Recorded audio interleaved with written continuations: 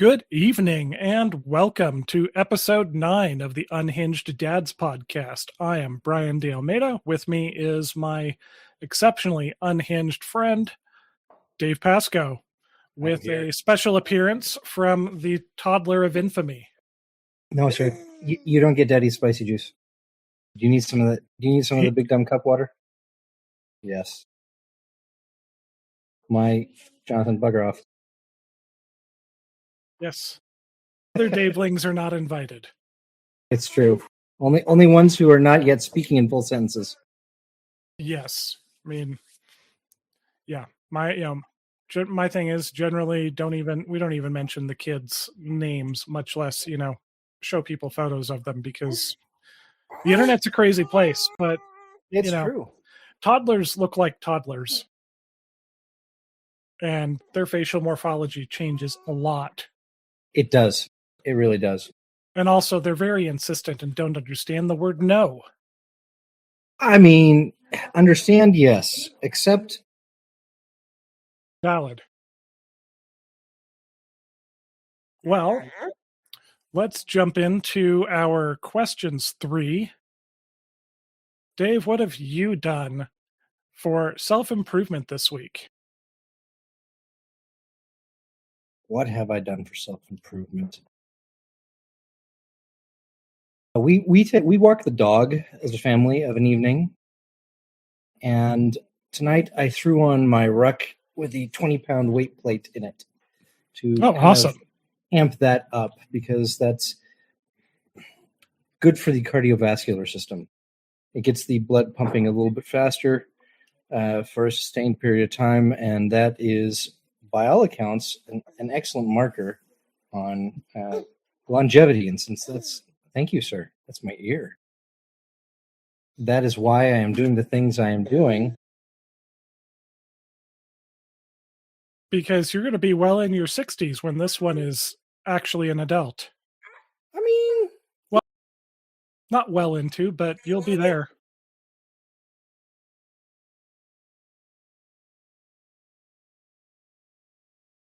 This would be one of the reasons I don't advocate having babies in your 40s. Yeah. They're exhausting. They are. I've noticed this very thing. On the other hand, there are compensations. Oh, absolutely. Small children are cute because, well, it's necessary for their long-term survival. Yeah. The ugly babies were abandoned in the caves back in our hunter-gatherer days. Yeah. Okay, so for me, I cleared stuff out from around the weightlifting stuff and actually did one workout. I need to start doing it consistently. I don't have room for free weights, but a couple of years ago we bought one of the tonal systems. Right. It's electromagnetic pulleys, etc. How does that work? Really well. Okay. It looks honestly like a bit of a gimmick. It is not. In fact, there's some useful things with it. I mean, we did a lot of research before we dropped the cash. I've owned probably 10 cars that cost me less, honestly. Granted, I was driving and playing around with cars before Cash for Clunkers destroyed the used car market. But still hasn't it was a comparable cost to buying a very, very complete free weight system, but is bolted onto the wall, and when it is not in use, takes up almost no space. But, I can set that up for just about any lift that you can do with free weights. It has you can set it to use an auto spotter. So if you are slowing to complete the rep, it will reduce resistance so that you can complete the rep without harming yourself. It also has a mode where it will dynamically increase the resistance in the strongest portion of the range of movement. So you're actually getting the same, basically the same tension regardless of where you are, because at one point in your lift you're stronger than the other, so it'll actually increase the weight by as much as 20-25% to keep that load consistent as you're going through. You can set it for eccentric so that it increases the resistance on the downstroke of any lift. You can set it for chains where it increases the resistance the higher you go. There's a bunch of things. And then of course you have the guided workouts from their cadre.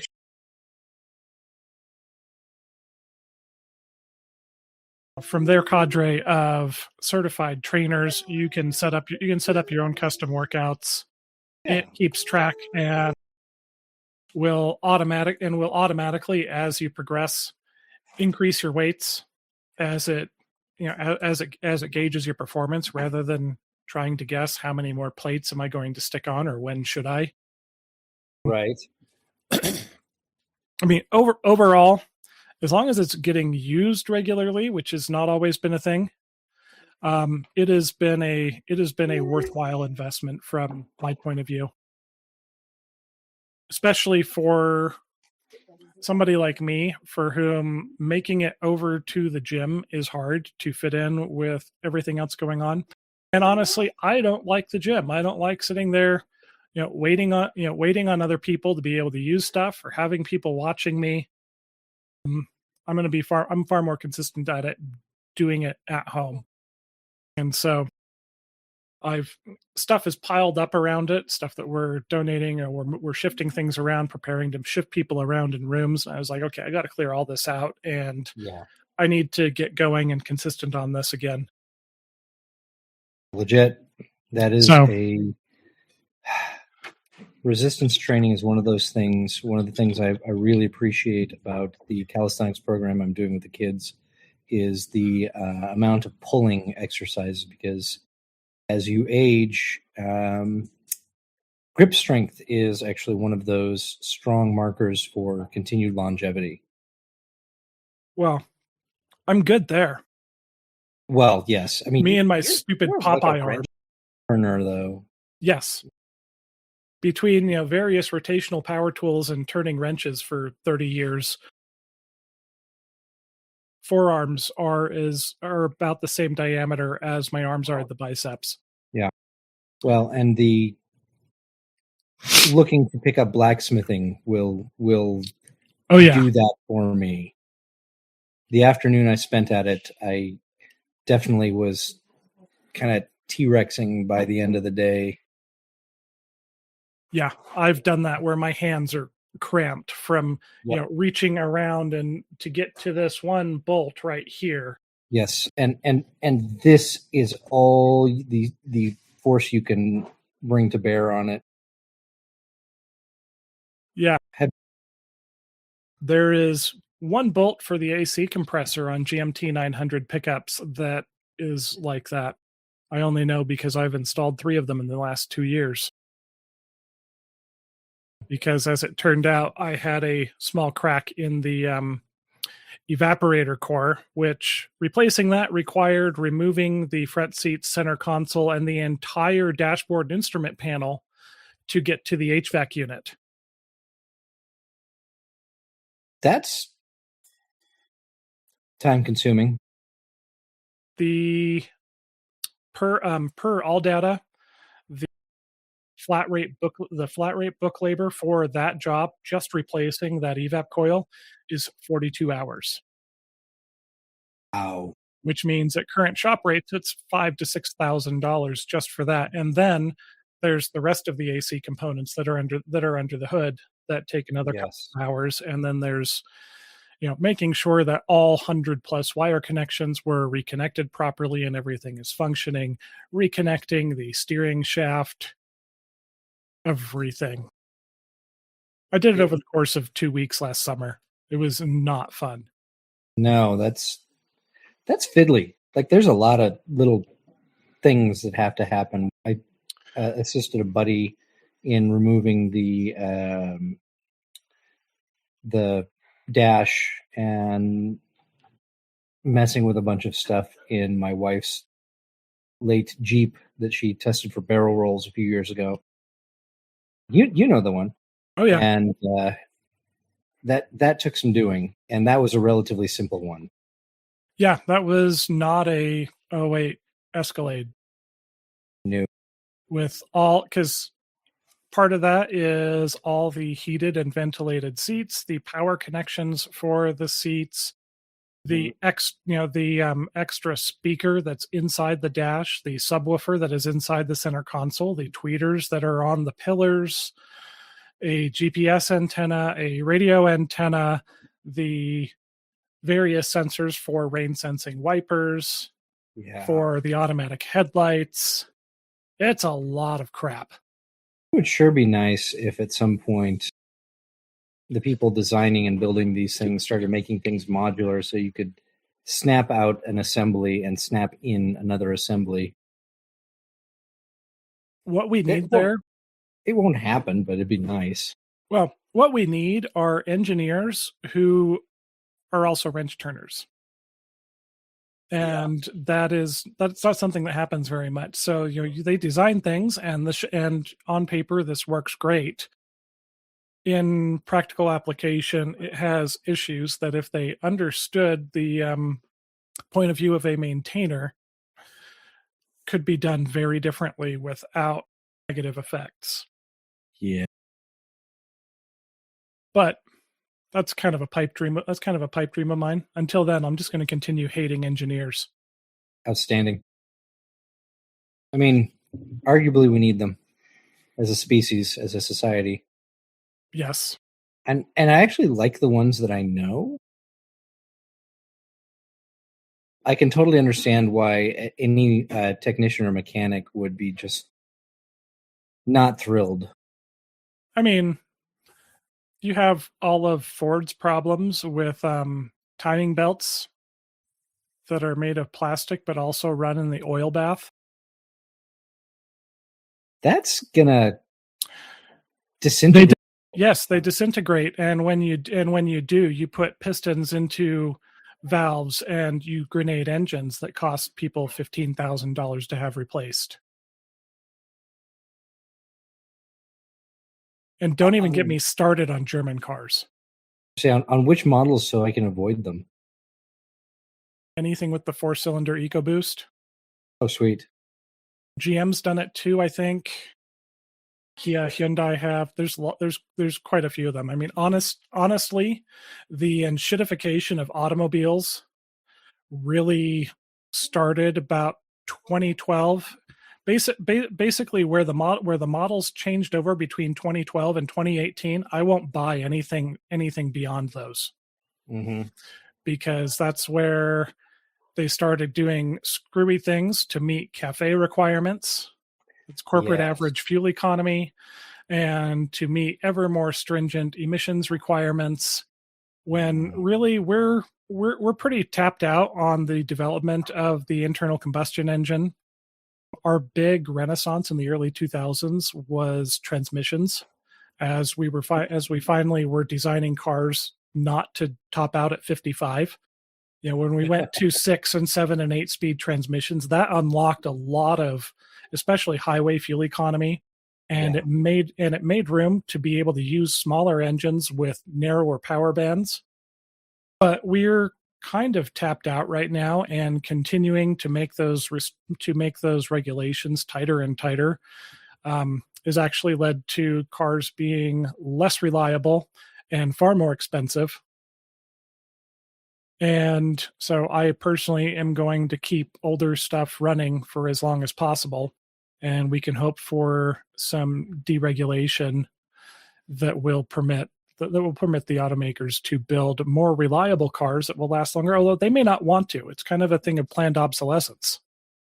If the car's not good for 300,000 miles, it's going to get replaced sooner. Fair enough. So I prefer to keep older shit running. I can't believe that, talking about like my truck or the Xterra that my daughters drive are both Right. 2008s. Talking about those as older vehicles. Because my frame of reference, old vehicles were like from the 70s, maybe the early 80s. Yep. And now those are relics and rapidly disappearing. I have seen some labeled as classic cars, and it just makes me twitch. I have owned one car that qualified as a classic. That was a 1987 Toyota MR2.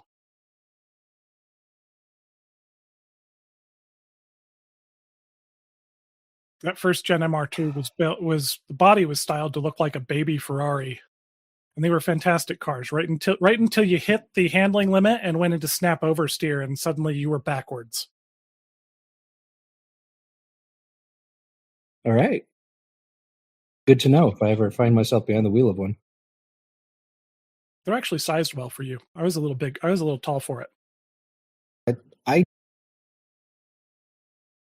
have now driven in the space of about 2 years. I've owned a modern subcompact, a station wagon, and a full-size SUV.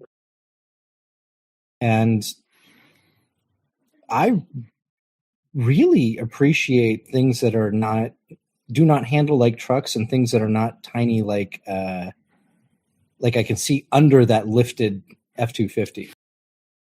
The MR2, you can definitely see under most of the trucks on the road.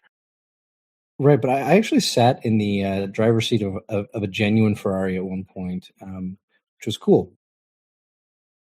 And I imagine that would have fit underneath a lifted F-250. Quite possibly. Probably not. I probably exaggerate, but it's possible. Not under the axles, but in between the axles, quite possibly. But anyways, to question 2, what have we screwed up this week? I mean, I should probably find something that isn't emotional dysregulation. It's kind of where you're at right now with the whole housing situation. Housing, I mean, we're in a good place. There's going to be at least one new AC unit installed this following week. Necessity of life in Texas. It's true. It's true. Although I tell you, the insulated walls help enormously. It's been 90 a few days this week here in West Texas, and when I walk into the house, it has been relatively pleasant. So that's really exciting. Yeah, we hit 80 the last 2 days here in Salt Lake. It's been glorious. Yep. Yeah. Yeah, I'm finally hitting overnight lows that are just under 50. Like, I can get up in the morning, take people to school, and not have to put on shoes and socks. I can just slip on the flip-flops and not die, which is not the case for most of the school year. For me, yesterday I forgot a child. Yeah. Our Wednesdays are kind of hectic because we've got various after school activities going on, so pickup times shift for everybody. So on Wednesday, I have the first pickup at 2. Normally the next one is at 3:00. Instead, it's at 3:40, which is at the elementary school. And then high school number 2 also releases at 3:40. But only one of those 2 children are actually leaving the school then. So the next one finishes with a club at 5, and the last one finishes with a different club at 5:40. So that's the day you spend most of the day in the car. In spite of only living 2.5 miles from the schools. Mm-hmm. There's a lot of going back and forth, and I picked up the one at 5, and I was cleaning up the kitchen, getting going on dinner. I had children bothering me about 3 different things Yep. because I'd cleared out stuff around the tonal. So now my daughter, who's really into weightlifting, is like, "Ooh, I want to figure out how to do this. Show me how to do this, Dad." And Right. I missed the notification on my phone to remind me of it's time to pick up the last one. He texted me,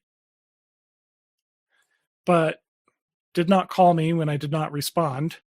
So then started texting his mom, who, as soon as she was done with work, went and picked him up.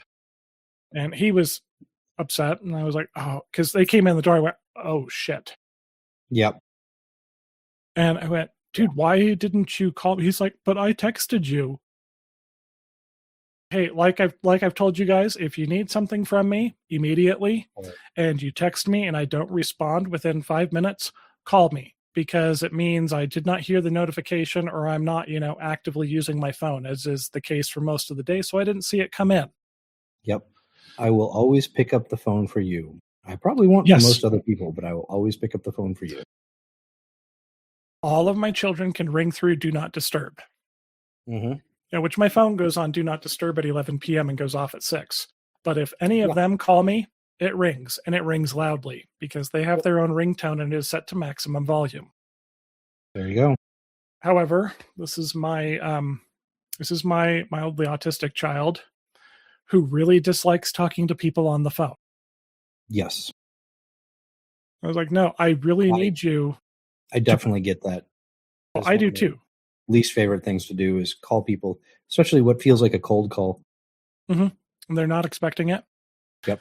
I was like, dude, I really need you. If I don't respond to a text message and you're expecting me, please call me. I'm 5 minutes away and I will be there.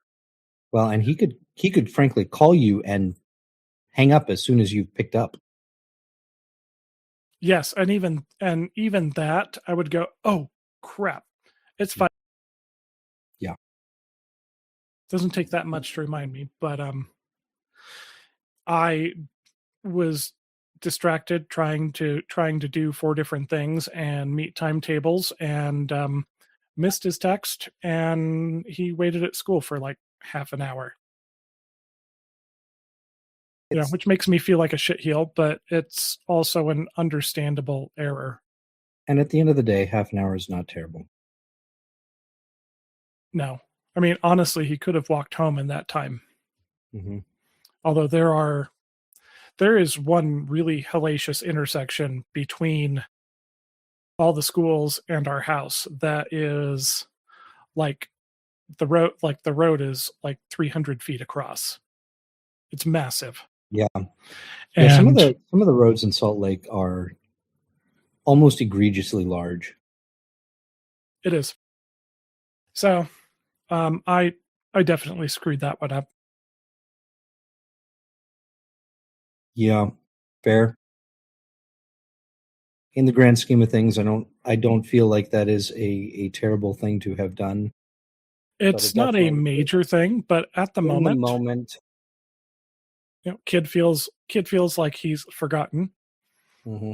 And it wasn't so much forgotten as out of sight, out of mind, and I'm trying to do everything.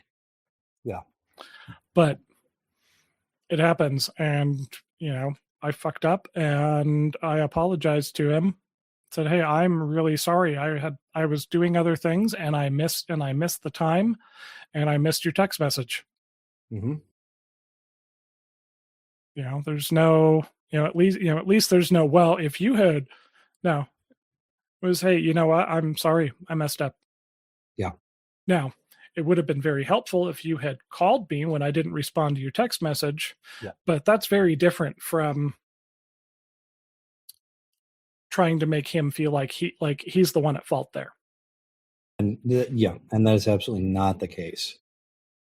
Is I've seen a lot of people, mostly our parents' generation, who if they make a mistake, it is they manage to twist things so that it's always the child's fault. Well, you made me whatever. Well, if you want to be picked up, you should have called me. No. Let's say, hey, I was supposed to be there at that time and I missed it and I'm sorry. Now, in the future, if you had called me, I would have immediately remembered and I would have hauled ass over there. So please, if you text me and I don't answer, call me.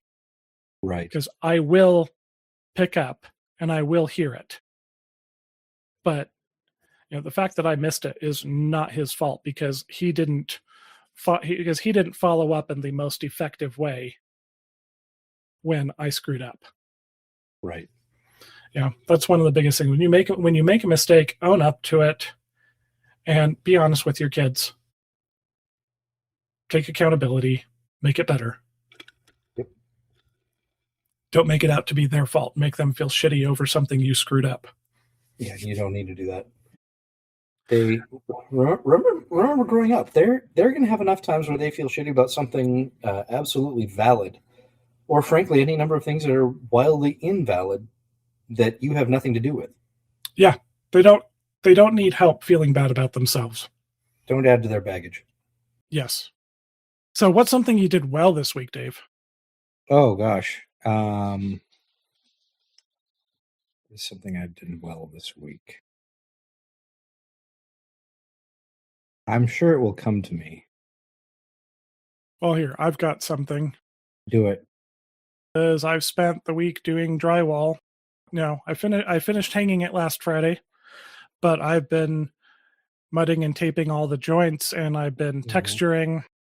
It's tedious, messy work that I do not enjoy. Puts a lot of strain on my shoulder. I've had rebuilt a couple of times already. It tends to put me in a pretty shitty mood because I don't want to do it. It has to be done, and I'm too cheap to pay somebody to do something that I will do just as well as them. And it is frankly the easiest part of the drywall job to screw up completely.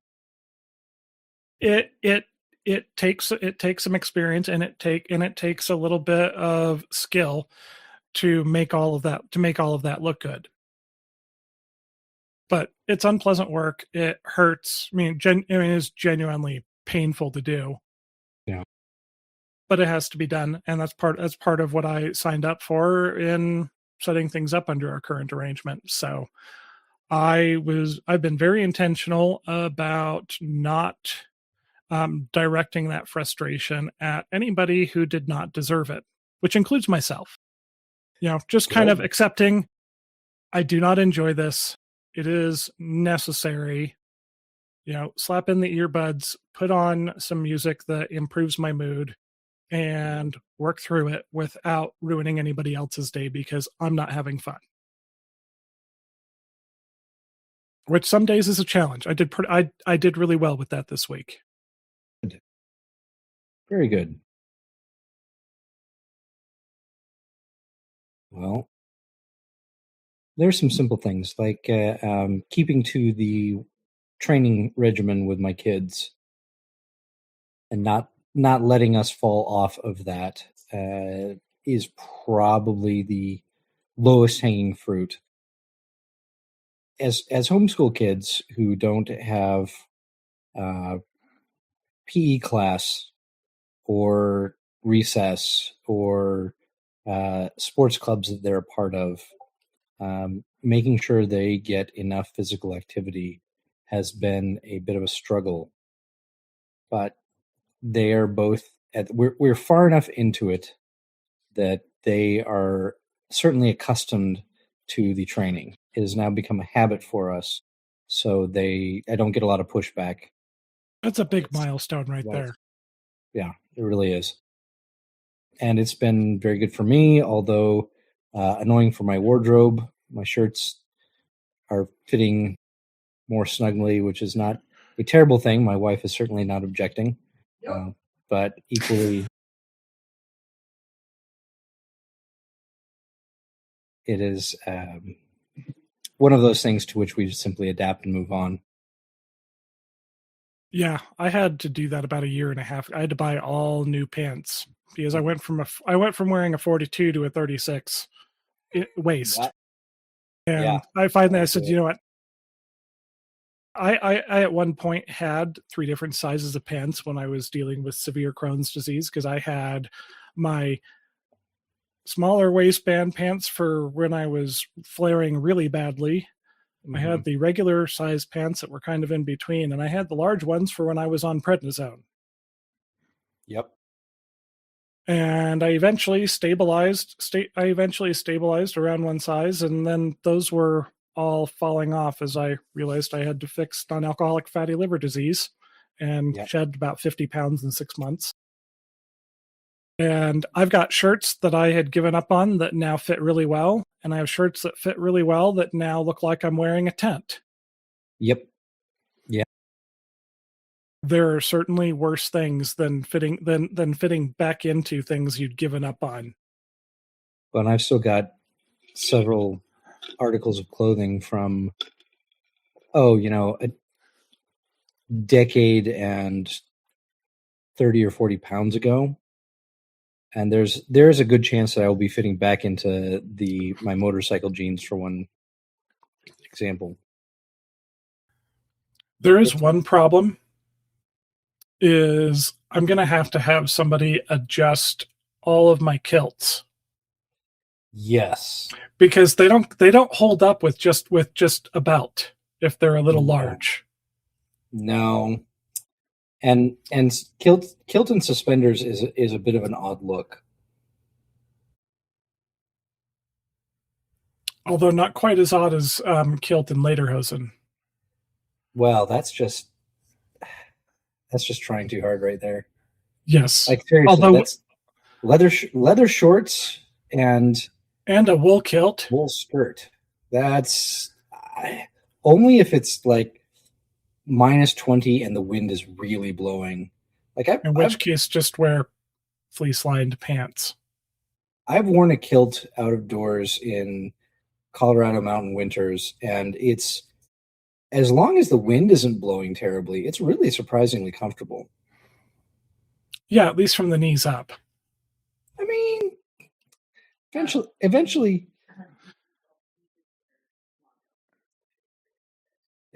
the knees just kind of give up. Yeah, I start out with my toes going numb when it's below 40 degrees. So, kilts are pleasant weather attire for me. Fair enough. But it's looking like I'm gonna have to have somebody take them in a little bit to be able to safely wear them. So you could probably visit Tiny Town. I'm not sure John has got the time, but. Well, I also have. Shoot, who is it that I buy all my kilts from? That's actually local. Isn't it UT Kilts? Yes, UT Kilts is up in Logan. It's a 90-minute drive from me. I may have to message Bryce and be like, "Hey, where can I get these adjusted?" Because I'd rather not, spend several $100s buying multiple kilts from you again. And he may be like, "Just buy more." Right. Yeah, but as it stands right now, I have one suit that was kind of off the rack and doesn't fit great, and I hate suits anyways. So all of my formal attire is based on kilts. There are worse things. It was interesting. We went to a wedding in Myrtle Beach for one of my wife's friends from school and residency. Nice. She's Albanian. Her husband's family comes from the northern mountainous parts of Italy.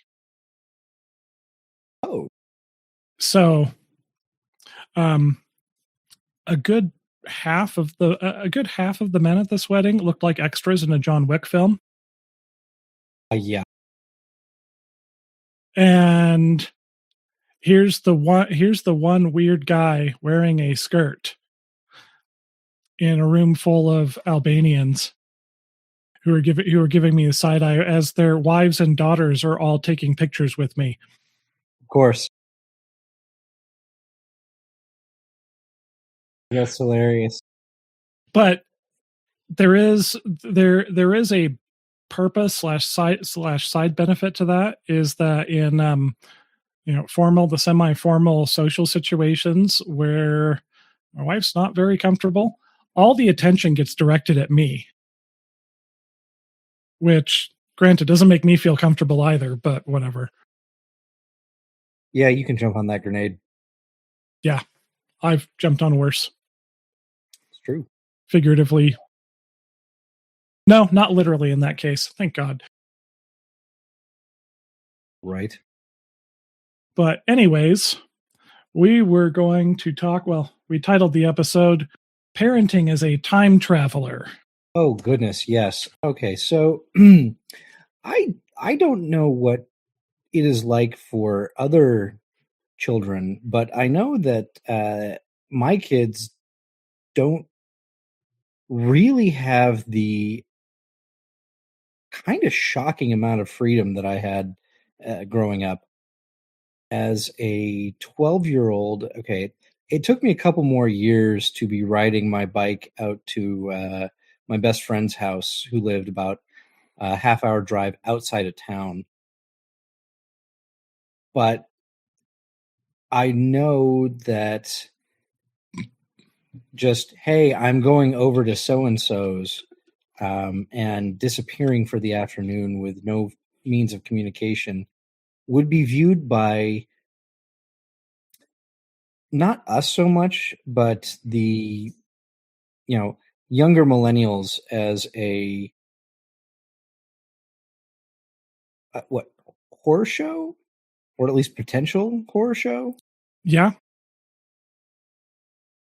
Despite the statistics not bearing that out.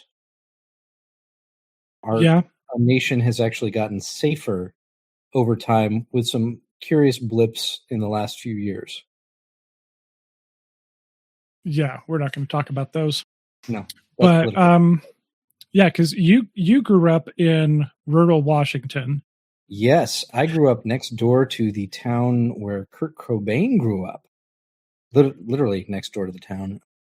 There's a street that separates them. The two towns together are, or at least when I was living there, were about 25,000 people. So a quarter the size of San Angelo, and roughly a neighborhood or so size of Salt Lake. Can we really say that Kurt Cobain grew up, though? I mean, I kind of get the feeling that he was one of those poor guys who were relatively rampant in the grunge scene, who did not handle sudden wild success particularly well. Yeah. It's a very charitable way to put that, Dave. Good job. The lead vocalist for Alice in Chains was another who could not deal with the success. Yeah. See, I grew up in a town of about 4,000 people. It was what we at least called then a bedroom community, because the city, while I lived there, we reached enough population to become officially a city. I think that was a population of 5,000, but we were about 5 miles away from any of the other municipalities. But our city was only houses. There were no businesses there. No commercial zoning. It was residential only. That's not great for zombie apocalypse. No, but it was all Mormons. There was tons of food storage and lots of guns and ammo. That's fair. That is reasonable and in character, honestly. But so small town of about 4 to 5,000 people. The closest place where we could go buy a candy bar was the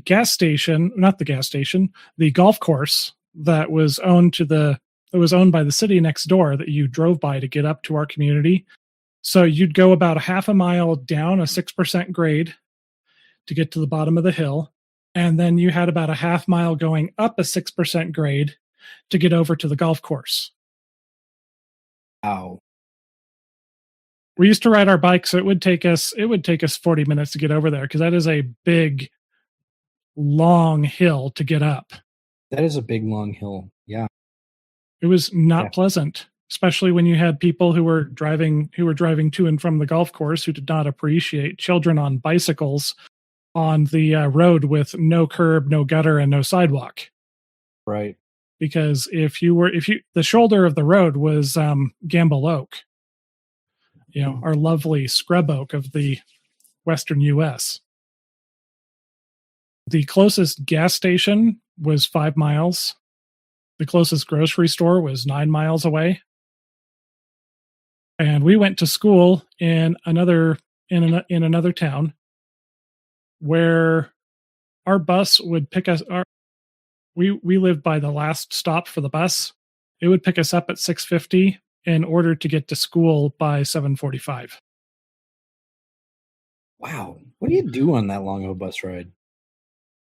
Hate it. Yeah, that's fair.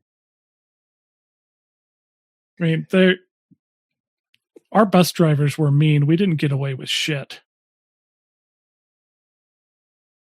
I would have gotten a lot of reading done. I often tried to do that, but then you'd have kids hitting your books and trying to grab them, and then I would punch them, and then everybody I would get in trouble. So mostly tried to ignore everybody else. See, I kind of view that as sort of, akin to prison.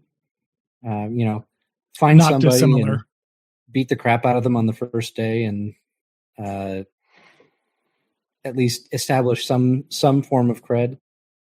So you take out one kid who's messing with your books, and then everybody else will at least get the impression that it might be a bad idea. That's not quite how it worked. Our bus drivers were a little too strict to be able to get away with that. No, this is terrible advice, kids. Don't listen to Dave. Is it really, though? Dave cannot be held responsible for choices made by anybody else in this world. That's why we have the disclaimer at the end. All I can say is in 7th grade, I had a kid who repeatedly would grab my lunch from home off of my desk and throw it on the floor. I finally had it. I beat him with a chair after I punched him in the face, and then when he tried to run away, I threw the chair at him. Oh, see, you never want to punch them in the head. Well, no, punch them in the body repeatedly. Right. There's too many nerve endings, let alone joints. Also, relatively thin bones. I've broken at least one of the bones in just about every one of my fingers at least once. Somehow that doesn't really surprise me. Not from punching people. No. Turns out when in middle school you beat a kid with a chair, everybody pretty much decided that they were not going to push things to that point with me. It's probably a good thing in the long run. But in schools today, you ain't getting away with that. No. I am fortunate that my children don't have experience with public schools, let alone public schools of the day. I did not enjoy my public school experience. I hated mine. Yeah. My 25-year reunion is supposed to be this year, and it's like an hour away. There's no way in hell I'm showing up. Yeah, mine was, God bless, when was that? 3 years ago. Was it just 3 years ago? Yeah, I was only 3 years older than me. Yeah. Getting up to Washington for funsies was just not going to happen. Yeah. Most of my best friends either didn't go to the same school as I did or were a year ahead or a year behind me in school. So I would not see them at a 25-year reunion anyway. Yeah. Which, vast difference in public schools today. Not for the better. I've told you one of my daughters has been in a constant low-grade conflict with her U.S. history teacher all year. That's unfortunate. She was formerly not formally, but she was publicly reprimanded in class when she reminded the teacher that Margaret Sanger was not just a pioneer for women's reproductive rights, but also a raging racist and eugenicist. She was. It's pretty clear when you read her writings. Yes, well, she's a hero to her U.S. history teacher. Okay. You got to recognize that your heroes have warts. Ulysses Grant was a raging alcoholic for most of his womanizer. Life. And a womanizer, yeah. He was also one of the better generals our nation has ever seen. Couldn't do anything except war. Yeah, that's basically it. Well, that's one of the things that seems to be happening in particularly history education is a lot of things get glossed over and other things get amplified. There's a lot of selective bias going on there. That's unfortunate. I was talking with her yesterday actually because I had my oldest tattoo the honey badger on my calf last year. Yeah, that fits. Well, we're going to add to it. Oh. We are going to give his name is Reginald. He's Reginald the Rattel. We are going to give him his hands are arranged such that, or forepaws, I suppose, are arranged such that he can hold the flagpole. We are going to put the Serapis flag on there and include the inscription from John Paul Jones. Sir, I have not yet begun to fight. Yes. Which my daughter's like, what? Who's John Paul Jones? So then I had to explain. John Paul Jones, the father of the United States Navy, notorious pirate. The man who literally took the fight to the British, landed on the British mainland, and sacked at least a couple of cities. He managed to sack Portsmouth, which at the time was the largest naval shipyard in the world. First man to successfully raid the British coast in 900 years. Yep. On a small brigantine, which then captured HMS Serapis. Yeah. Ran off to a Dutch port where the British authorities complained that since she was flying under no flag, she was a pirate vessel that had to be seized. And so they found a Dutch seamstress to make a U.S. flag based on a written description of the Betsy Ross flag. Yeah, it's terrible. Like it is not even close. It's okay. There's a field of stars, blue field of stars, and there are red and white stripes. There are also some curious blue stripes, which are here. Let me. I'm gonna have to do a screen share here. Do it because this thing is amazing. I need this as a patch. It's available, I'm sure. Okay. If it's not, it will be. My wife and I have a list of things that we want to turn into morale patches. Okay, I'm going to share. Yes, I understand. Anybody can see the screen that I'm sharing. There it is. So that is the Serapis flag, which, because it was flown on a United States Navy vessel, is an official flag of the United States. Yes. One of the least well-known ones. It's true. But it is seldom used in the modern Navy. Yeah, because it's at this point it's an interesting bit of trivia, but I think it's fantastic and it fits the honey badger rather well. My daughter's like, how come I've never heard of this in U.S. history? Because you never enlisted in the Navy. I mean, frankly, I didn't hear about John Paul Jones until I was an adult. Yeah, well, I did, but I was reading history books in junior high because I'm that nerd. Yeah, early American history is wild on its own. Early United States history is crazy cakes. Fat Electrician has some great historical videos. Yes, he does.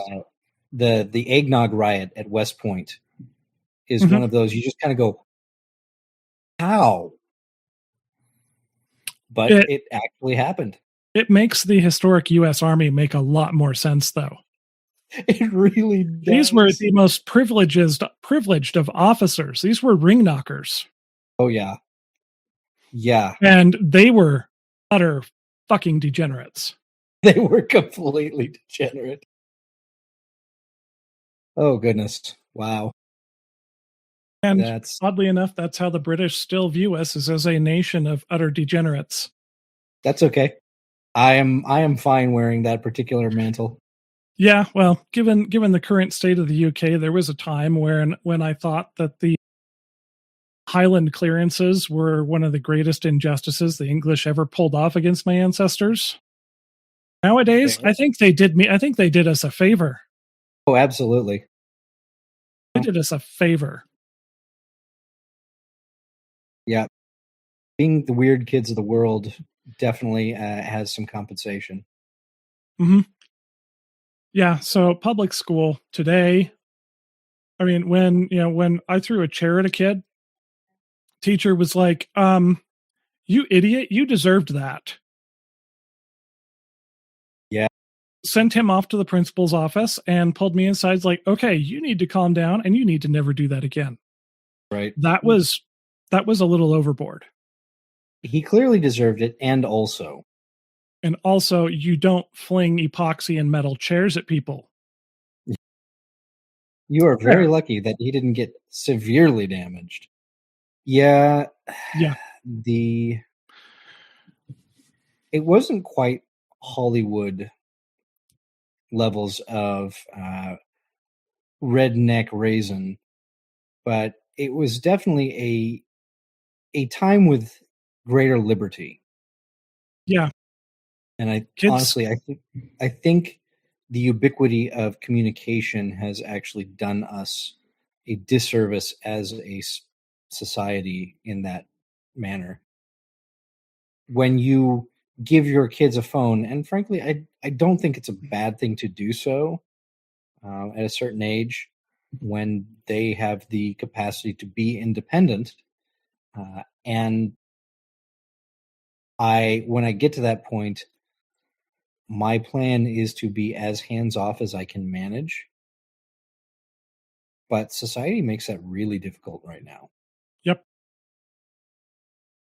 The way we manage it, there are parental management tools, and a lot of people say, don't give your kids a phone. Don't allow them any access to social media. If they're going to have a phone, lock down everything on it and don't allow them to do anything, because there are legitimate risks for all kinds of things, ranging from child predators to online bullying to being exposed to material they really do not need to be seeing at that developmental stage. Porn will destroy your brains, kids. Literally. Yeah, that's clinically proven. Yep. And spending hours doom scrolling TikTok and Instagram has deleterious effects on your ability to concentrate on other things or do anything that is not immediately rewarding. Weirdly, it induces a almost ADD-like effect in those suffering from it. Yeah. But our approach is basically they get a phone, they start going to junior high, because that's where they start going places, doing things, having after school activities, and having the ability to communicate is a huge help. I mean, it beats the hell out of, I missed the bus, going over to the school payphone, dialing 1-800-COLLECT, when it says, tell the person who is calling, hi mom, I missed the bus, please come get me. Click. Yeah. Did you ever do that? I did not, because I could walk home quite easily. I would be damp when I got home, but that was usually what happened. Was I would be fine. And later on, from the time I was in middle school through graduation, the school my mother taught at was literally a stone's throw from both the middle school and high school that I went to. So I could always just go find her.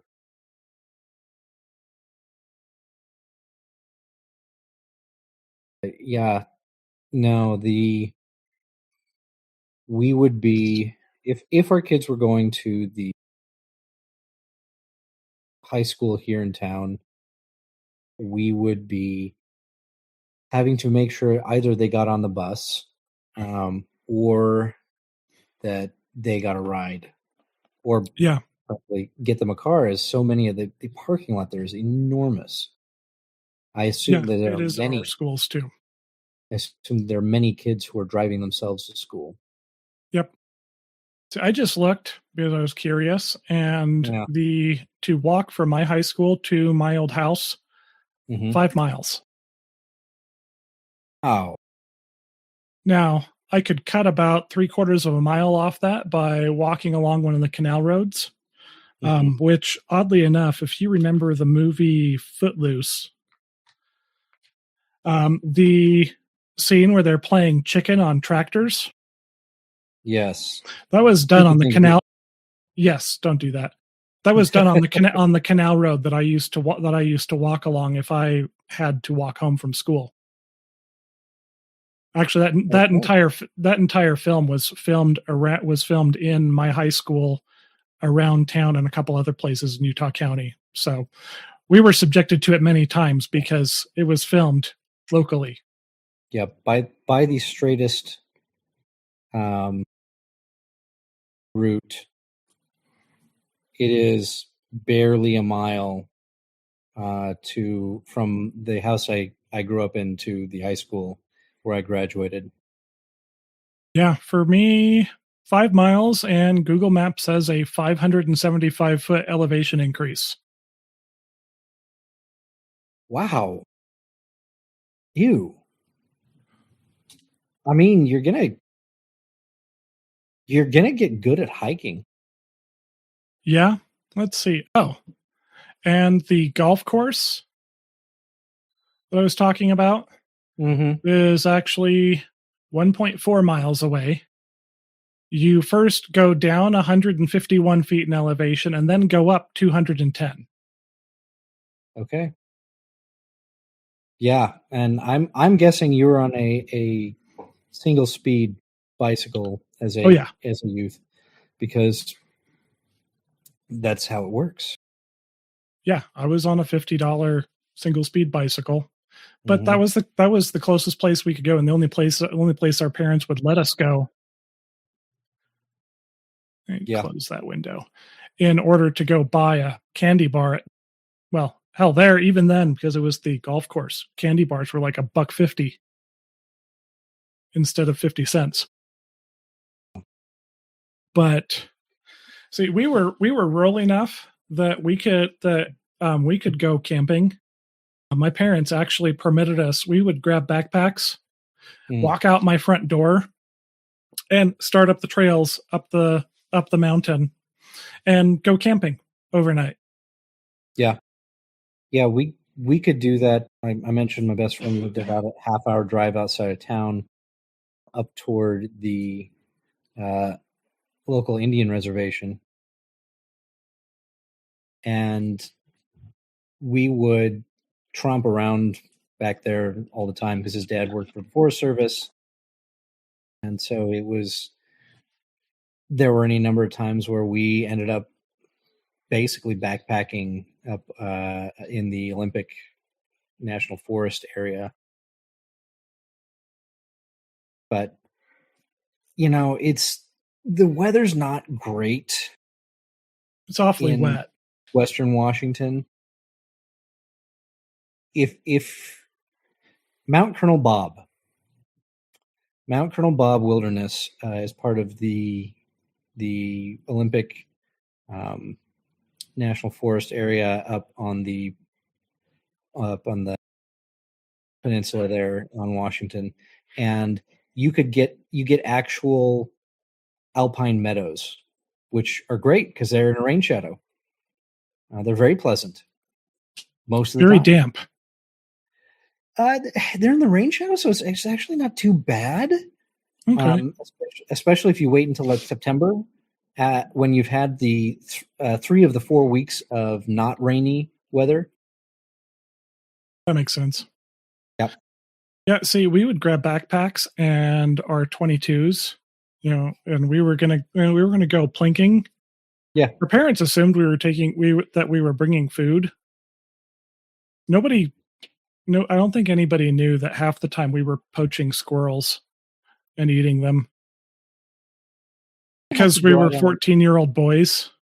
And frankly, okay, technically poaching, yes, but in reality, come on, it's a squirrel. They're rats with better PR. Yeah. That's actually one of the reasons that my woodworking business is Squirrely Meadows Woodworks.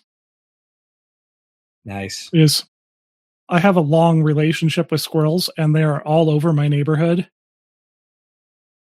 Yeah. And so my logo is a rabid squirrel. Outstanding. But yeah, to today's parents, yeah, sure, take your rifle and a backpack, go camping. We'll see you tomorrow morning. Yeah, not going to happen. Okay. Mostly not going to happen. Yeah, the only ones who'd really allow that now are,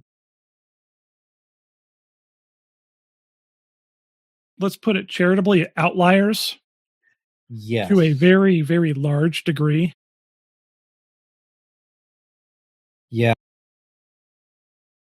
I have a hope that at some point my kids will get to experience some of that, but it's not an enormous hope. I mean, yeah, I mean, even,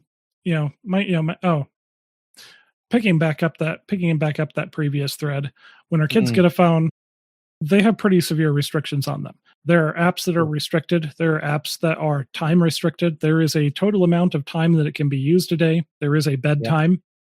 And as they mature and learn to manage themselves, we roll those back until generally by the time that they've been sophomores or juniors in high school, we've taken off all the parental controls on it.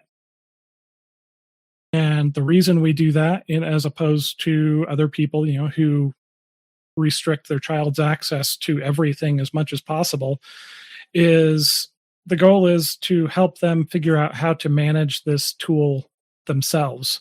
Don't want them to be 18, move out, go to college, have a phone and unrestricted access to it, and then flunk out of their first semester because they were doom scrolling whatever until 5:00 in the morning.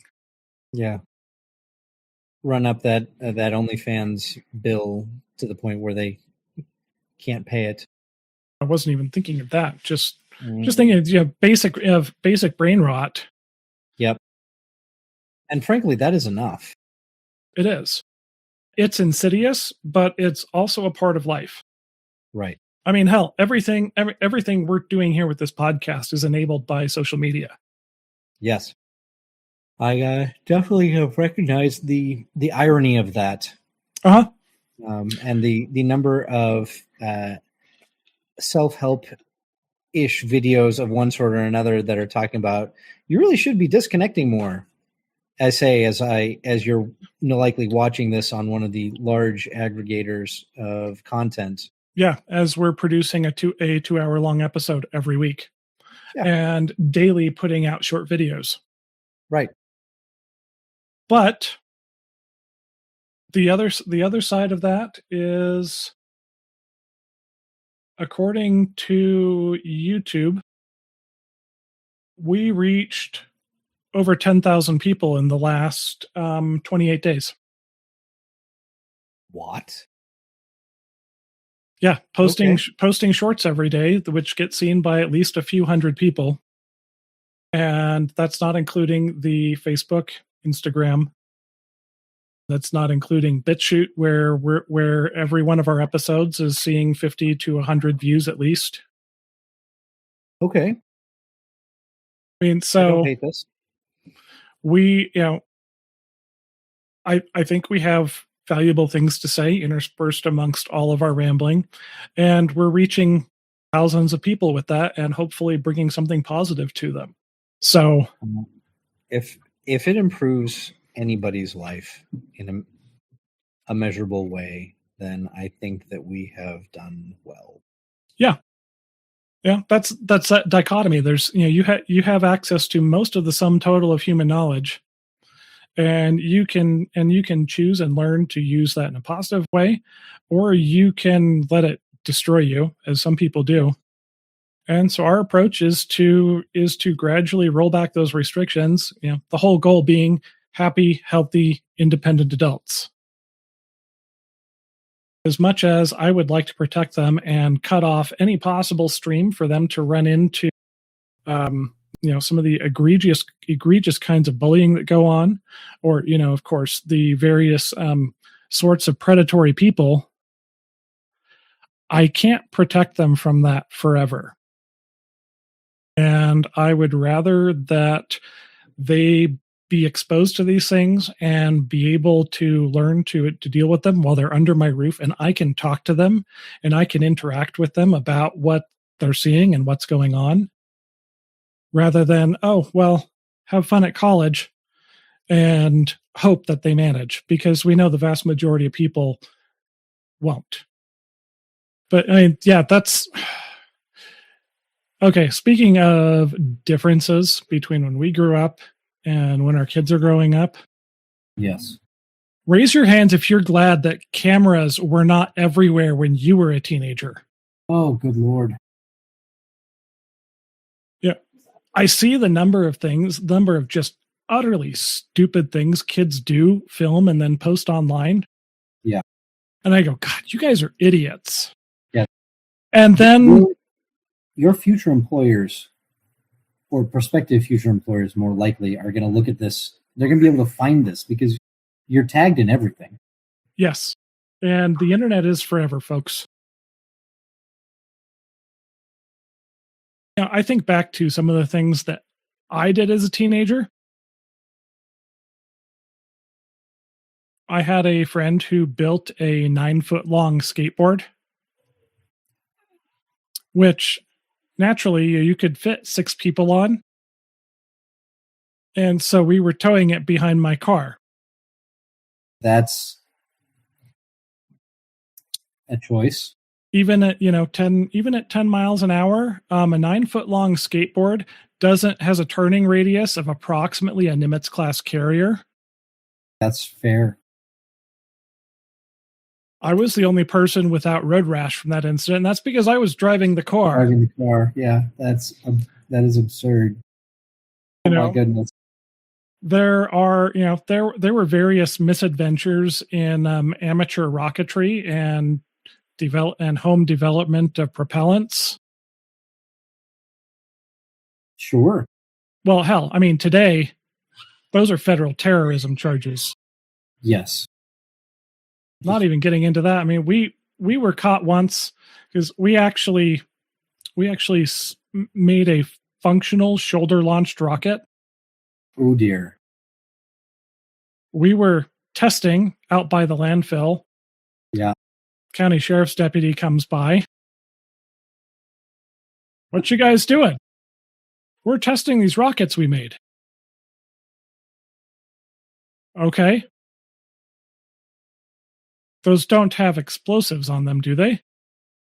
No, they don't have warheads. No, we haven't gotten to that stage yet. There may have been a couple of nose cones that had hardened steel penetrators in them. That's not a warhead. It doesn't explode. We eventually managed to put one through an engine block. Outstanding. Yes. I never got up to quite that level of practical science. Yeah, but we made potato cannons and we did lots of things that we would have posted online that were those things you look back on and go, I am incredibly fortunate to have survived adolescence with all of my fingers intact. Yes.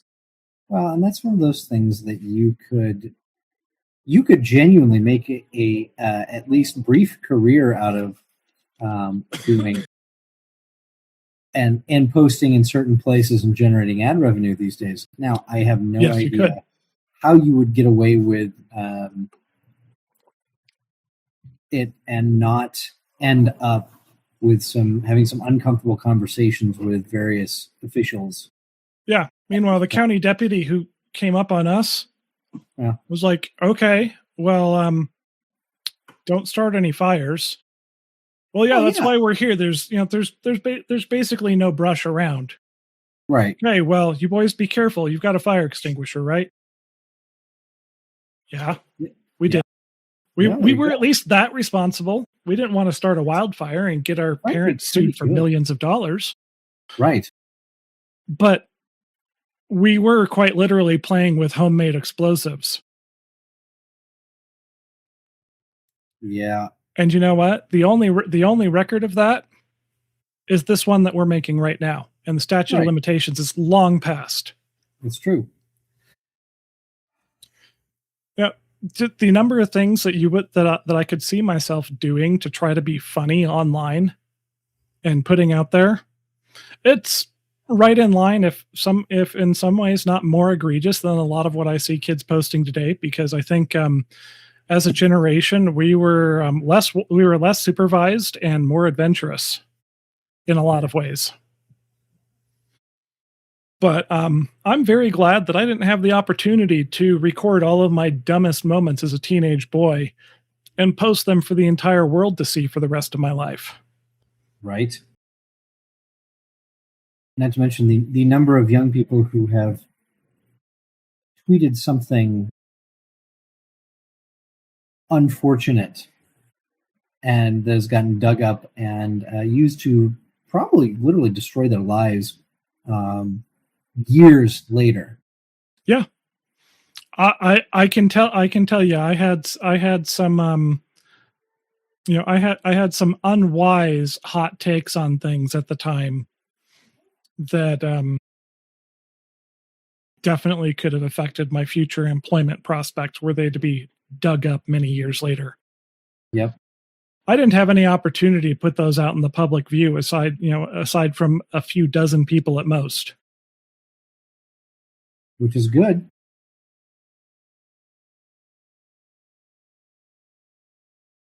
But I also had to use bound encyclopedias to do research for papers for school. Yeah. It's a bit of a pain. Wait, so there are pluses and minuses there. But overall, I think that we were actually pretty fortunate to really be the last generation of feral kids. The tail end of Gen X, the early end of the millennials, before helicopter parenting really became a thing. We came of age before your phone could track your GPS location everywhere. And your parents just had to rely on you told them where you were going and knowing the phone numbers of all your friends' parents. Right. Hell, we had memorized. Dude, I had so many phone numbers memorized. Yeah. Now I can't remember hardly any of them anymore. I brain dumped those. With effort, I can remember my wife's phone number. I don't know any of my kids' phone numbers offhand. Yeah. They're all stored in my phone. Exactly. No, a friend of mine called that a hand brain many years ago. That's accurate. We had one phone in the house. And if you were fortunate, there were multiple handsets inside of the house. Yep. But if you were talking with your friends on the phone, nobody else could call in. Yes. Nobody else could call out. Get a note, a ping, a beep in your ear that there was a call incoming. Now, if you could do anything about that was a question, but you hang it up and you pick it back up, and you answer that call. But also, your younger siblings could pick up one of the other handsets and listen in. Yep. Or your parents could. Yep. And that was the only way that if you said, I'm going to so-and-so's house, and your parents were like, it's time to come home, what the hell's going on? They'd call over to your friend's house, and then you have their mom yelling out the back window, Brian, your mom says you have to go home now. Yeah, I guess I got to go home now. My mom says I have to go. Yeah. Whereas now, most of my kids share their GPS location with me. I actually share my GPS location with them and with my wife. Percent of the time, I'm going to be fairly predictable. Oh, I am. Absolutely. Most of the time, I'm at home. Yeah, but if they're expecting me to come get them and they're going, is Dad on his way? They can look and see if I'm on my way. Yeah. If I go, hey. Awfully convenient. If I go, hey, child X does not appear to be home. They didn't tell me where they're going. And I can go, oh, okay, they're at so-and-so's house. Right. Or, oh, she went with her sister. They're at the grocery store 2 blocks away. Yeah. Well, and contrary to a number of, I'm going to go ahead and say Luddite attitudes. These have not ruined things like conversation. Kids are no, they have not as much as they ever were. People are talking if not more as much as they ever were, if not more. I know I get to have extended conversations with people that I would not have been able to when I was young. Yeah.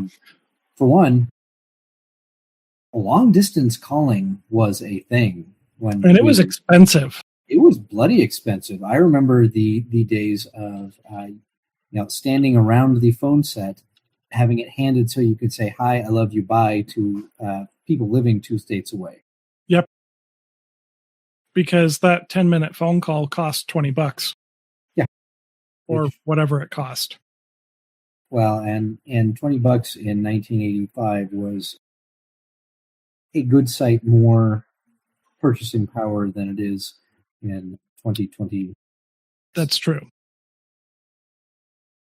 But yeah, I mean, well, hell, if we wanted to do a talk show like this in when we were teenagers in 1997, we would have been using a camcorder running either VHS or beta tapes, and we would have to record that on film and then have it transcribed to a digital format to be broadcast on like public access TV or something, which they were not about to hand over to a 15-year-old and a 17-year-old who wanted to BS about whatever. Right. But here we are. We're in different time zones doing a weekly show where we're interacting essentially face to face. It's amazing. With people around the world tuning in. Yeah. Which we do. We are even getting views outside of the US and outside of the Anglosphere. That's wild. Which I haven't been back to the Philippines in several years, but both of my daughters were back there last year with their mom. Their youngest cousins, now mind you, their mom grew up in an area where the official national language of the Philippines was used in school, but the local dialect was almost exclusively used for day-to-day conversation. Okay.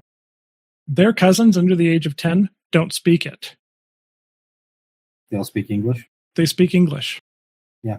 Because all of the media they're consuming is online, and because of U.S. cultural dominance, vast majority of it's in English. You're probably watching Mr. Beast every week. Yeah. You know, when I was there over 20 years ago, every time I moved about 30 miles, I'd have to learn a new dialect. Entire vocabularies would change. The way that verbs were conjugated would change. The way that nouns were used would change. I mean, to the point that a different dialect was actually in scholarly circles considered a different language. The Philippines, which has a landmass about the size of Arizona, had 188, I think, distinct languages identified. That's unpleasant to think about as someone who has studied language. I didn't realize at the time how easily I picked that stuff up, but I did. You would have done well language school with us. Well, I mean, I did ace the D Lab. Yeah. I'm going to be real open about this one. Almost everybody who ends up at DLI has aced the D Lab. Part of the issue is that there are several different forms, and some of them are more difficult than others. The ones based on Russian, for example, are more difficult than the ones based on Spanish. Yeah, I don't know which one I took. I just knew that people at MEPS were shitting their pants. Yeah, no, that when they get anybody who is basically testing off the top of the charts, they get really, really excited because there's so many other things that people like that could go do in theory successfully, that the military really gets happy when somebody chooses to enlist. Yeah. But at least before a series of head injuries, my aptitude for picking up languages and for picking up accents, apparently, because even today I am passed for Filipino on the phone because I don't speak it like a white person. Yeah. Yeah, you spend enough time immersed in the culture, you're going to pick up stuff that people who learn something to take to be a tourist are not. Absolutely.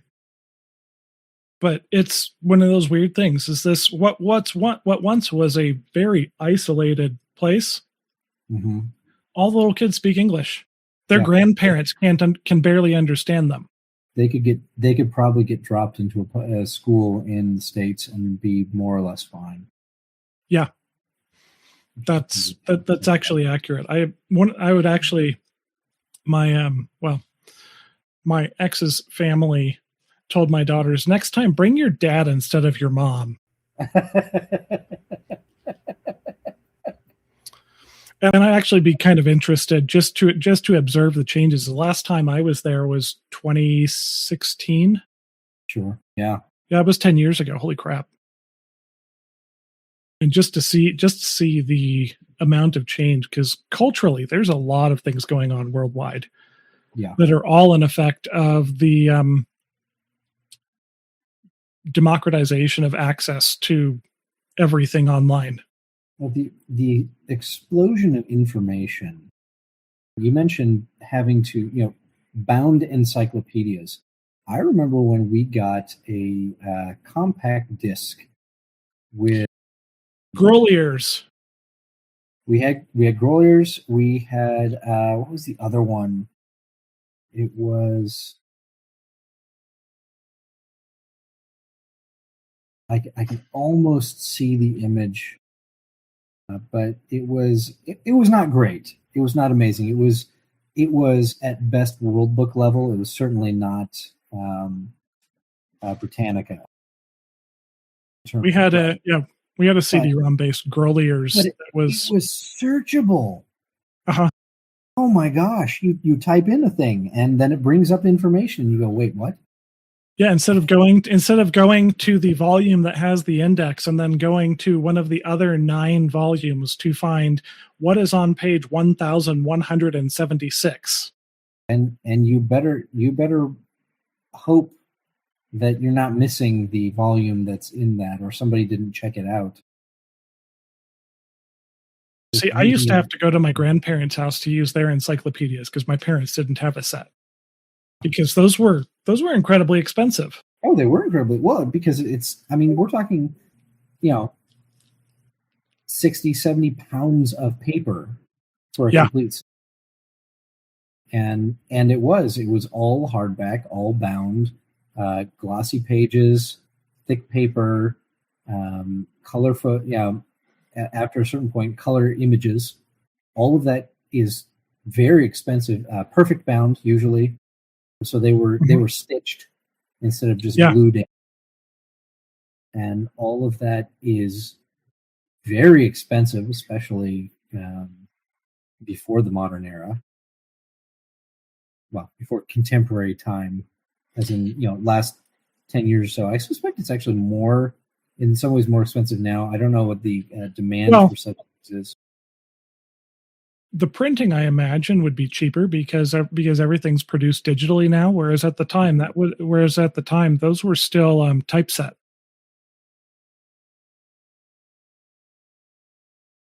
That's crazy. Now, actually, one of the things I look for in antique stores now are old encyclopedias. I've got two different volumes of Grolier's. I think it's Places and Peoples. One from the 1920s, one from the 1950s. So it is. So it's contained. Within these 9 volumes, it has a thing on basically every recognized religious and ethnic group known in the world. The changes of the commentary from the 1920s version to the 1955 version to today. Oh, that's got to be fascinating. It is incredibly fascinating. Have my kids look something up. Well, I'm looking the 1920 ones about Filipinos. My kids are going, "Holy shit, this is so racist!" Like this was scholarly material of the time, kid. Yeah. Not to excuse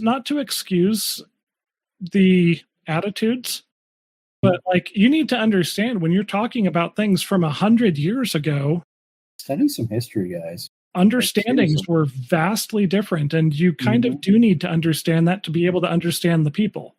Go read some of the defenses of slavery at various points, and not just American chattel slavery, but things like British slavery, or the various African states. It's heck, read some Tarzan. Dude, Edgar Rice Burroughs is eye-opening. Oh goodness, yeah.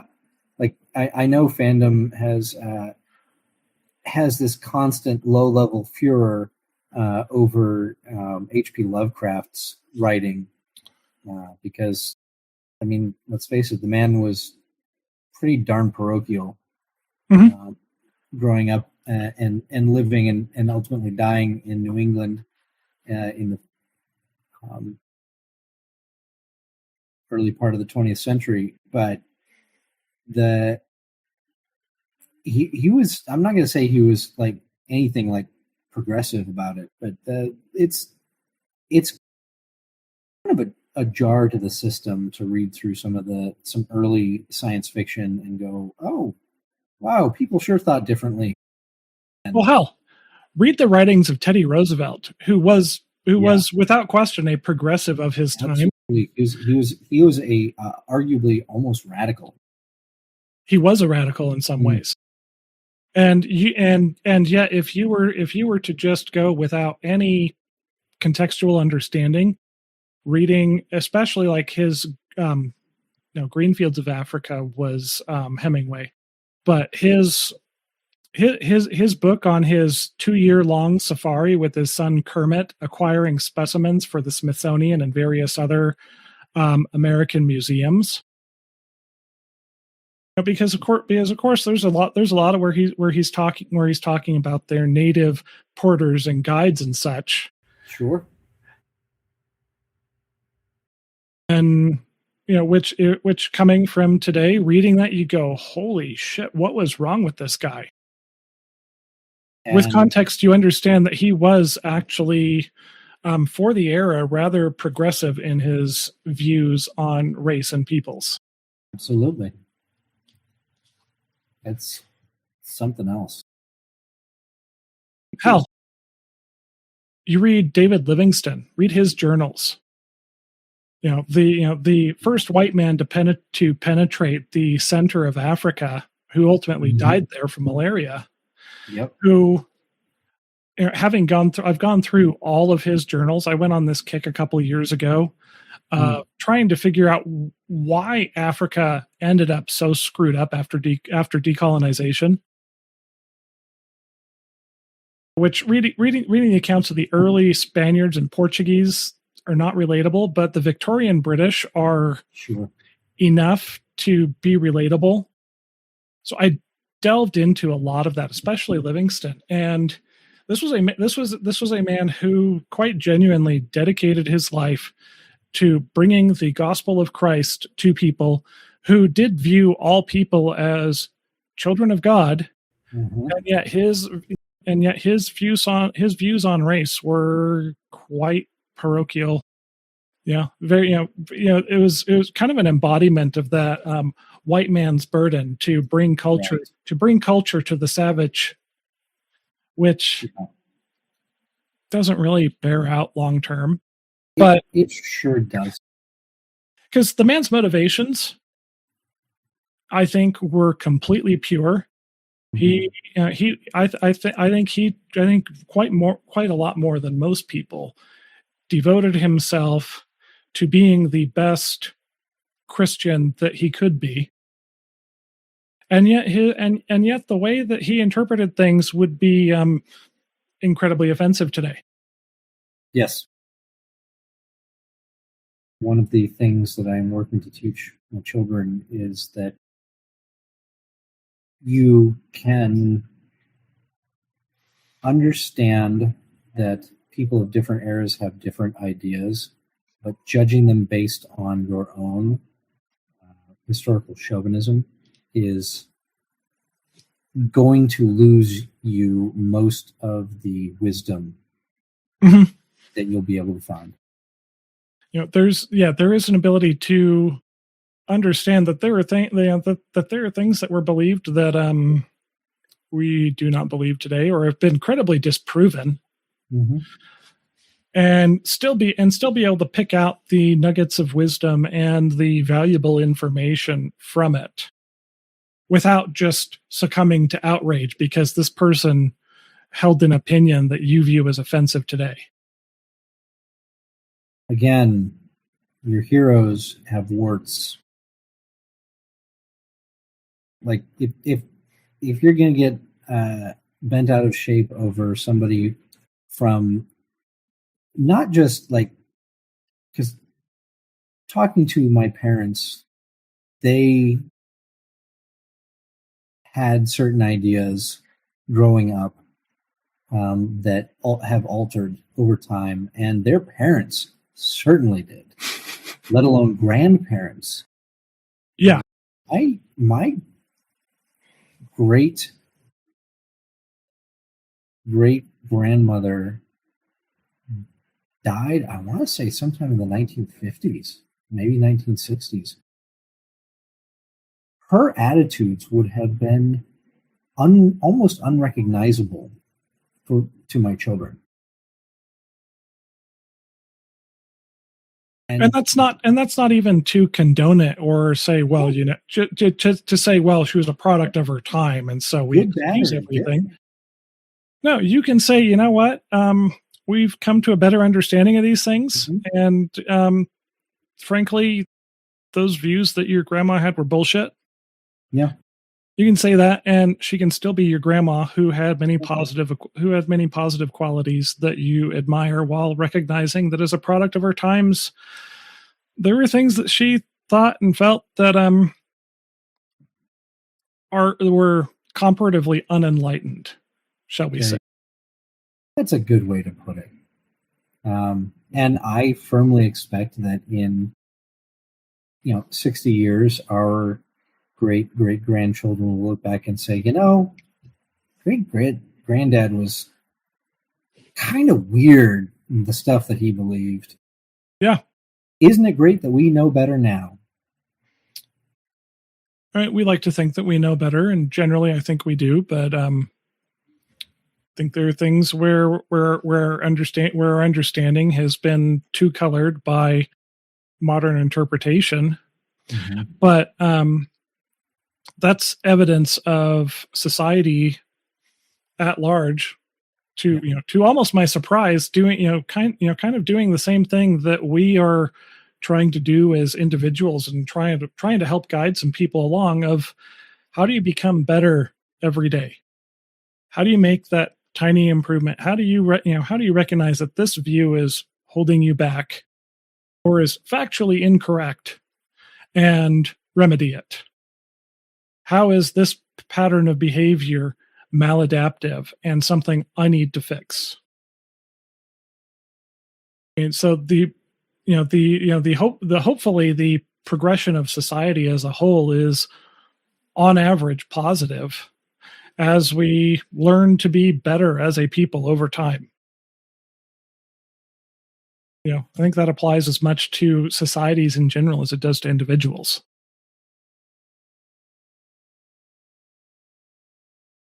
Which I'm not sure what that has, how much that's related to growing up in the 90s. Oh my goodness. No, I think that is honestly, it is not so much growing up in the 90s as growing up in another era when things were demonstrably, radically different. Yeah. Just the ubiquity of computing power. Because, I don't know, when did your family get their first computer? When I was a child, I had a Commodore 64 in my bedroom that I had like 4 game cartridges for. But my dad was in business and adopted computers when he was in college, when I was a small child. So we always had a computer in the house. Because my dad did work on it. Yeah. We got our first computer. It was a Macintosh SE30. It had a 30 megahertz math coprocessor. It was a smoking engine. $1,000. My mom got a heavy subsidy because she was a teacher. That's how we could get that. Yeah, mind you, that $3,000 would be about $12K today. Yes. Yeah. You can get we bought a car for that much. I've bought cars for a hell of a lot less. That's fair. And it had a little black and white screen, which was different because it was not green and black like the ones in the school library. Yeah, the Apple IIs. Yep, the Apple IIs, the venerable Apple IIs. There were a couple of them with actual color monitors. And if you got those, then you could play Oregon Trail in color. Yes, I remember that. There were like 5 computers in the elementary school lab that had a color screen. Yeah. 8 color. It was an 8 color screen. And if you were doing some very early light programming, you could program your little turtle to run lines in different colors. I remember spending many, many hours in elementary school computer lab drawing geometric designs with that. That was where I wanted to learn computer science. And I tried doing it in college, and it just didn't click with me. Yeah, I'm good at designing algorithms. I'm not good at translating those into code. Turns out coding is kind of hard. It is. Let's see. I'm trying to look here. You belong to the multi-monitor tribe. Yeah, the first time I started using a machine with 2 monitors, I've never looked back. I run 3 for this machine here. I have not allowed myself to because we haven't had the funds for it, but I look forward to someday doing something nifty like that. I have a couple of extra 21, 22, or 23-inch monitors I can send to you. I mean, if you want to, I will take them. Okay, once you're in the house, yeah, I have a couple extra monitors I can send you. My wife absolutely loves having multiple monitors, but she does that for work things. Yeah, I mean, when I'm looking at one thing for data and working in a spreadsheet on another. Oh yeah. And now I can have the podcast on one screen. I can have the browser window with any research or notes that I have on one, and then anything else that I'm doing spur of the moment. Yep. No, it is brilliant, and it's one of those things that was, oh my gosh, I'm going to date myself here. Unfathomable. We haven't been doing this the whole podcast. Hackers.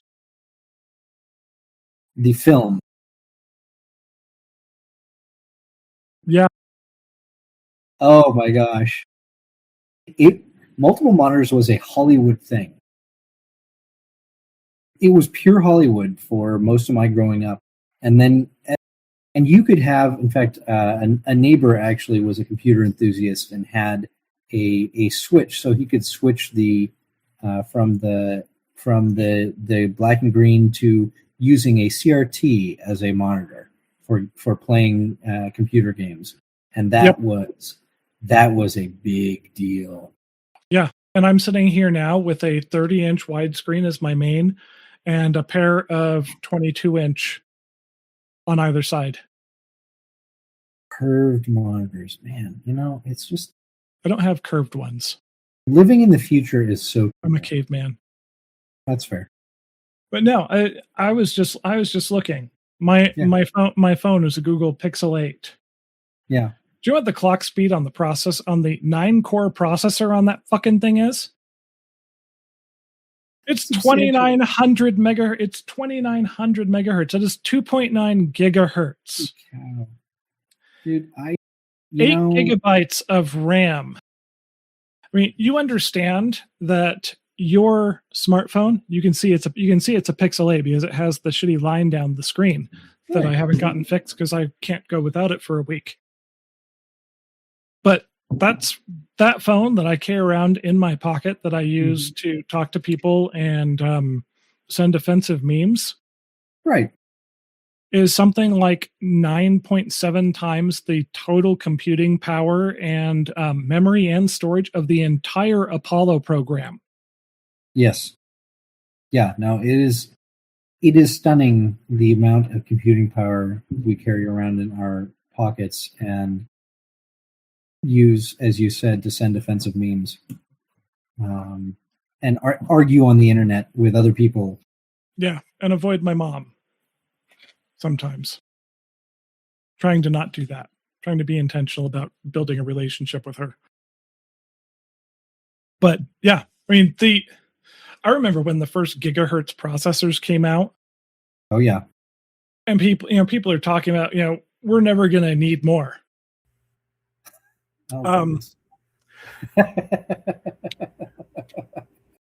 Today. Yeah. Let's see here. Well, what did NVIDIA come out recently and say? Something absurd about computing power. Oh no, they're on track to be a $1 trillion business. NVIDIA. I believe it. Making graphics chips for primarily AI use.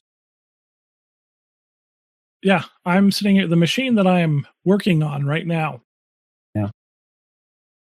Is a 16-core 3.5 gigahertz processor. The video card is running 8 cores at 4.2 gigahertz with 64 gigs of VRAM and 128 gigs of RAM. And I have 42 terabytes of storage hooked up to it in the internal hard drives. Yep. Yeah, I remember when do you remember Jazz drives? Never used them, but yes, that were like 50 megabytes as opposed to your standard 3.5-inch floppy that was 1.4. Yep.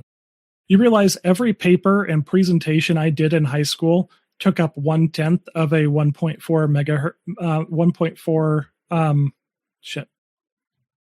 megabyte floppy disk.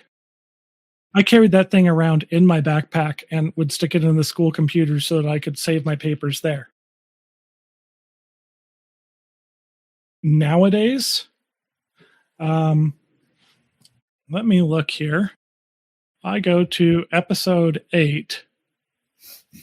The The video file. Let's go to properties. God, I hate Windows 11. The video for our last episode, after being edited, 9.19 gigabytes. And I upload that to free to YouTube, BitChute, and Spotify. The MP3 version for audio only is 117 megabytes.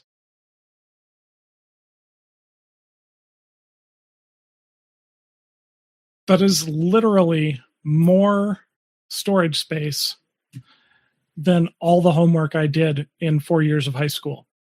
Yeah, that was more storage space than the first and second computers my family owned together, I want to say. Yeah, I think for us it probably would have been the first 5 or 6. You weren't one of the nerds who did LAN parties, were you?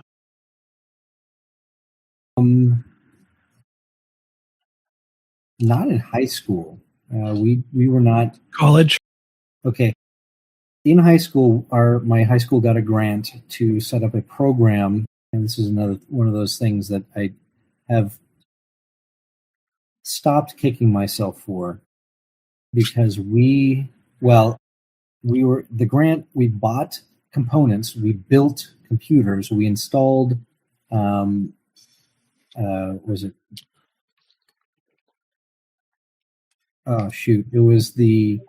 was not Windows 95, it was Windows NT. Okay. Yeah, that was for the sysadmins.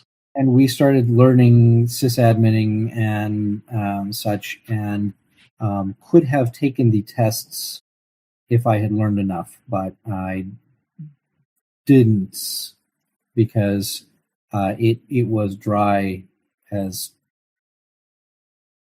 parts of West Texas, and I didn't know why it kept literally putting me to sleep.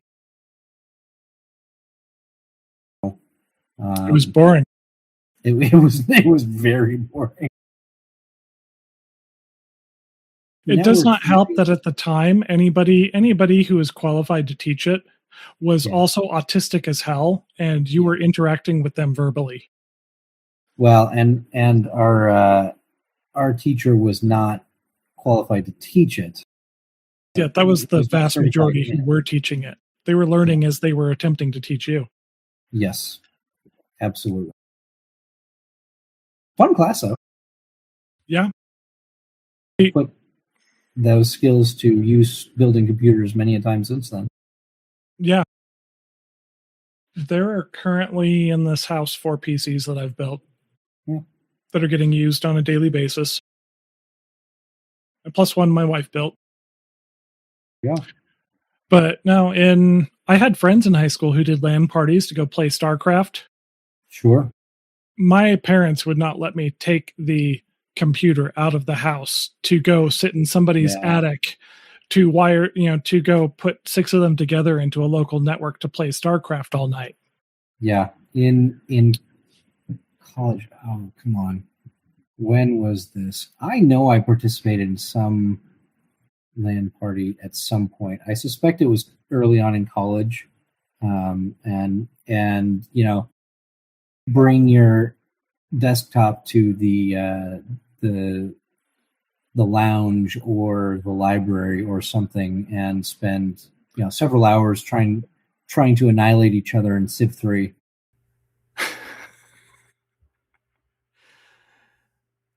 Yeah, I never got to do LAN parties. And now online gaming. Oh my gosh, dude! I mean, we've touched on this before. Massively multiplayer games have been a thing. I beta tested EverQuest while I was a junior in college. Which was the year I graduated from high school. Damn. Shit, Dave, we are old. Yes. Yeah. I remember playing the original Warcraft. Oh yeah, Orcs and Humans. Warcraft, Orcs and Humans. I mean, hell, I had friends who had computers with the original Wolfenstein 3D and Doom, games that my parents would not allow me to play because those were evil. That demons and things. Or killing Nazis. I don't know. I think America has a fine tradition of killing Nazis. Yeah. But I mean, I think the most graphic games that I was allowed to play as a kid were military flight sims. Hellcats over the Pacific. My dad's was Jet Fighter 2, and I eventually got to where he would let me play it sometime. Although I will say that comparatively, the state of educational games has actually gone down over time. There were some really fantastic ones. It's a whole series of them that did various English or math games that were actually good games.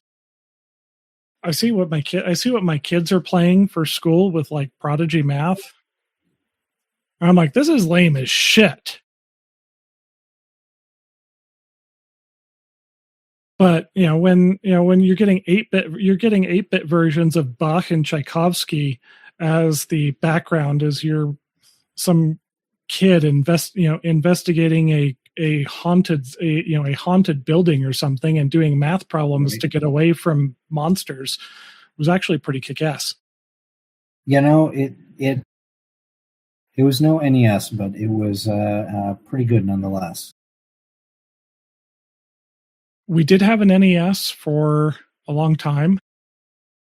And for a time, my dad was working in Phoenix, living out of the hotel he was managing. We were going to move down there. One of the housekeepers stole it. Oh. And that was the last time we had a gaming console. And actually, I've never, until we got married, and my wife has a Switch, and now we have a Switch too. Those are the only consoles I've ever had. Because I elected to join the PC gaming master race early on and haven't looked back because I hate controllers. Oh, see, I like to play Souls-likes, and so I actually got a controller to connect to my computer so that it's just slightly better for the controls, I've noticed. I can't get over keyboard and mouse, man. Yeah. No, that's fair. Although, you want to know how lame I am? The game I have played almost exclusively for the last 2 years. How lame? Is Russian Fishing 4. Russian Fishing 4. Take the best fishing simulator I've ever seen. Include some RPG elements so that you are constantly grinding for money to get better gear to be able to land bigger fish. And it's set in, I think, like 22 different water bodies, mostly located in and around Russia. There's now one in the US. That is what I've played for the last 2 years in my spare time. I just saw a video where are you familiar with the History of Everything podcast? Steven's funny as hell, but his wife is twice as funny. Yes. Gabby has been playing basically a CDL, semi. Oh, yeah. And can't park the truck. Trucking simulator. And it is so funny. I have no interest in ever getting that kind of game, but it cracks me up that other people play it, and I'm glad that they are enjoying it. You know what I did find last year for my kids that I got them into for about 2 weeks before they got bored because it was old and dumb? Is they did a remaster and re-release of Dark Forces. The original Star Wars FPS. I own it. I used to own back in El Day, I had the demo. Back when companies would release the first level or two as a standalone program to convince people to buy it, and I bought it in one of the Lucasfilm or LucasArts bundles on Steam several years ago at this point, and come to find out, it made me nauseous just the same as it used to. Really? Yep. Early first-person shooters were not good for my inner ear for some reason. Never had an issue with that. Up until Unreal Tournament 2. Unreal Tournament 2, I could actually get, kill streaks on, provided I could remain unrocketed myself.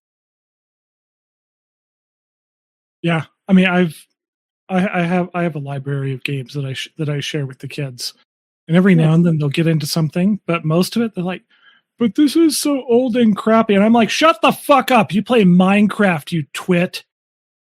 Yeah, but Minecraft actually moves fairly smoothly. Some of those old games are janky as all get out. Have you seen that? The rumor is that Knights of the Old Republic is getting a remaster. God, I hope so. That was the first truly good RPG that ever came out. Was it? Which came out first, that one or Fallout? I never did Fallout 1. I didn't find Fallout until Fallout 3 released. I never went back and played the old games. Yeah, I think actually, if you can get past the isometric top-down view and the turn-basedness of it, you would really enjoy the humor and the storyline, which is the humor of the Fallout universe is fantastic. And let me say that Fallout 3 and 4 are a bit watered down in that department. Fallout 1 and 2 were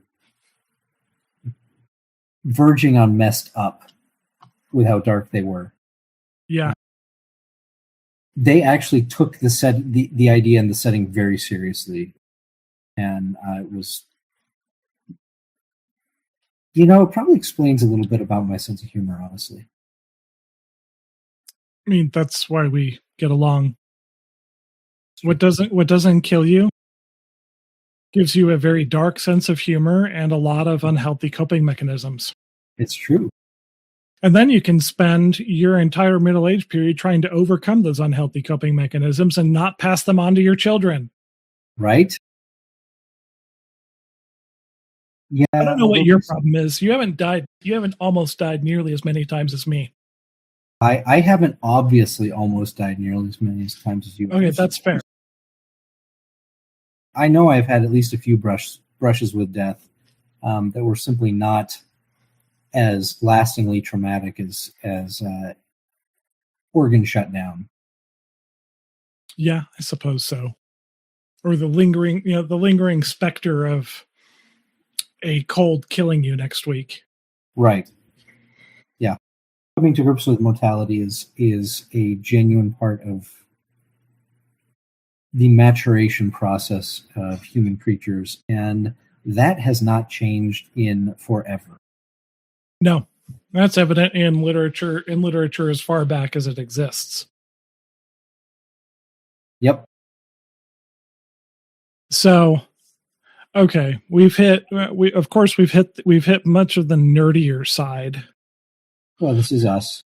I know. And we don't have Nick to balance us out at all. Which when he's possibly the slightly less nerdy one is kind of damning in and of itself. That's, you used to see guys wearing the and the Geeks Shall Inherit the Earth t-shirt. Back in the late 90s, early 2000s, and it was an amusing joke at that point. And at this point, it's really and now it's gone mainstream. Yes, being a nerd is mainstream. It's weird. It is very strange for people who grew up when being that weird could get you beat up. Yeah. So, growing up in the 90s, where were you in the music scene, Dave? Where Nick and I were. I listened to, once I could start listening to things for myself, I listened to a lot of alternative. My best friend's older brother loved him some Guns N' Roses and Motley Crue and Bon Jovi. And I didn't really come to appreciate those much until I was much older. But alternative rock and roll in the 90s was my jam, and ska and big band revival. And that's where Nick was. Nick still listens to ska way more than I do. But I solidly inserted myself into the ska and punk scene as much as it existed in rural Utah. Yes. Yeah. Like I have a buddy, had a college buddy who was the there's a term for it. He was one of the little local bands that played for in front of MXPX. We were in high school at that point, but that was the biggest thing that I had any brush with at the time. But plenty of good punk, good ska punk stuff. Real Big Fish is still not safe to let my children listen to this at their ages, but Real Big Fish is the headliner for my primary Christmas music station. Yeah. Man, those guys. With classics like Carol of the Beers. Right? Or I Want a Skank for Christmas. See, I don't insulate my kids. Frankly, I talk the way that I do and talk about the things that I do. I've generally kept myself fairly unfiltered, with an understanding that there are contexts and situations where we don't talk about certain things or we don't use some words. Right. Like you're gonna turn an adolescent and you're gonna go and swear way too much anyways. You might as well at least learn how to use it properly. And that's fair. And if you can understand that there are times and situations where this is not okay, I think that's probably the best I'm going to get to. Well, frankly, that is one of the things we could readdress. One of my concerns with music is that it skips the frontal cortex in a lot of ways, and so the lyrics show up in stuff that they tend to become foundational in ways that I'm not comfortable with. My 10-year-old daughter, for example, listening to. I can see that. I also don't listen to hip hop or rap at all. That's fair. Never been my thing. Never will be, despite my love of subwoofers. Look, subwoofers lend themselves to almost every form of music. They don't. Oh, they do. Rap. In fact, the more varied and rich the arrangement is, the more interesting the use of subwoofers becomes. Yeah, I agree. But if it's just programmed beats that are relatively monotonal, that's kind of boring. Oh, it's not kind of boring. It's boring. And yeah, when it's programmed beats and auto-tune, you're losing me. Sorry, I like melodic and harmonic complexity. Yes, but you're also the one wearing the Nightwish t-shirt. Oh yeah, yes. Dude, also a band I greatly enjoy. Pandora, back when it was the Music Genome project. I've been a premium backer of them for like 14 years now. I miss old Pandora. The Music Genome Project, where you thumbs up, thumbs down, and it was taking, okay, these seem to be the elements you like. Let me introduce new things to you.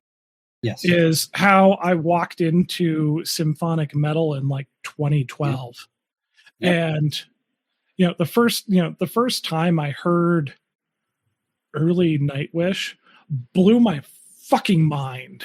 Oh my gosh. Yeah. Early Nightwish, Epica is another one. Camelot with a K. Yep. I am seeing them play in Salt Lake later this year. Nice. I was fortunate enough that a college buddy introduced me to Blind Guardian in the late 90s. Yeah, speaking of nerd metal. Yes, with their entire concept album around the Silmarillion. Glorious music. Hansi Krug likes to layer his voice dozens upon dozens of times for some of his tracks. Have you heard their track? It's like a 9-minute track on the Wheel of Time. In fact, it's literally titled "The Wheel of Time." Yes, that's such a great track. Oh my goodness. But yeah, no, I went from the punk scene in the late 90s, early aughts into, well, there was the 2 years of enforced not listening to anything that wasn't produced by the church. Yeah. And then I came home from being a missionary, and my 3 boxes of stuff had been reduced to half of one, because my mother went through and threw out all my clothes, threw out all my work clothes, and then paid my youngest siblings to smash my entire CD collection as being evil music. Because down in Provo, where close to various places I worked, there was a used CD shop that I went and shopped. They're $2.99. They're $2.99 to $5.99 clearance bin, and found all kinds of stuff. I had a thing of like 300 CDs of various stuff that I listened to. My mother paid my youngest siblings to smash all of them because they liked my music too much when I was driving them around, and it was all evil. Which, for my parents, the fact that I liked it made it evil. Didn't matter if they ever listened to it or actually listened to anything.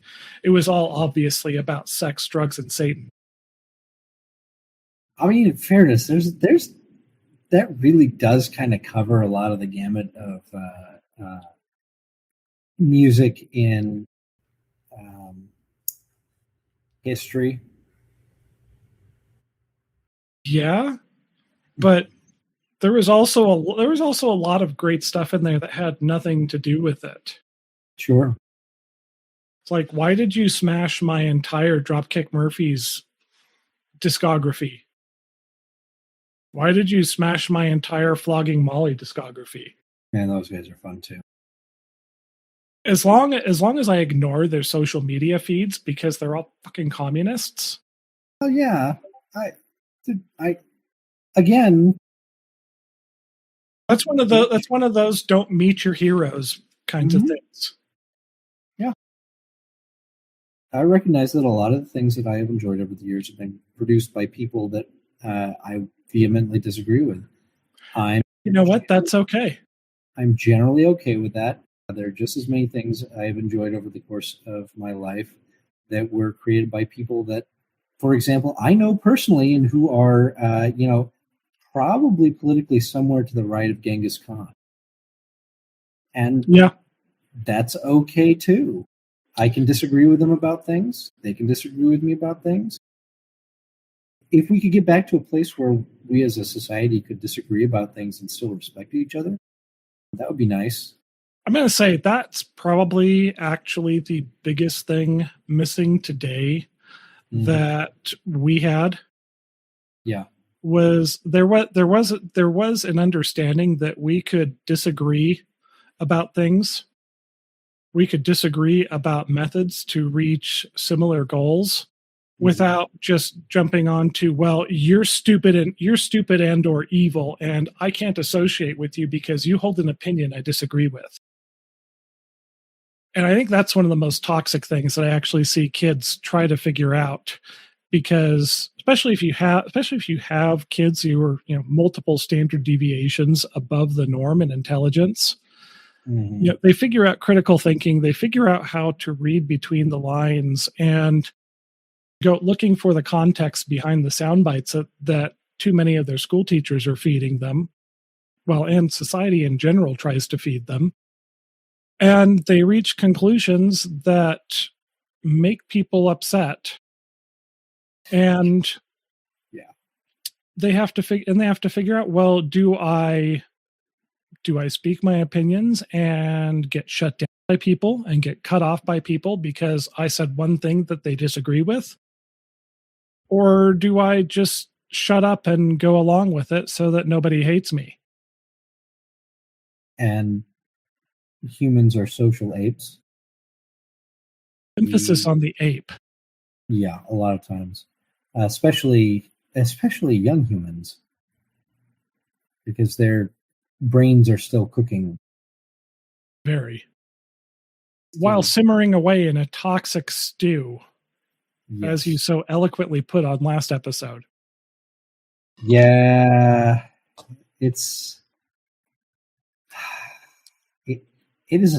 we are a genuinely robust creature. I am amazed that humanity lasts much past puberty.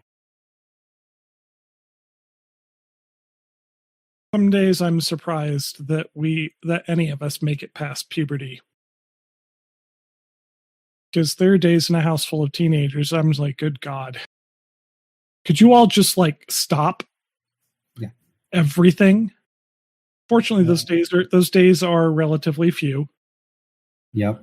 But there are absolutely moments that all of them, much as I love them, as much as I will always be there for them, they can drive me nuts. Oh, absolutely. And that starts very early on, and I am certain it will last right up until the point where they have to shut my casket. Probably. So pounding on the inside saying, "Let me out," in a feeble voice.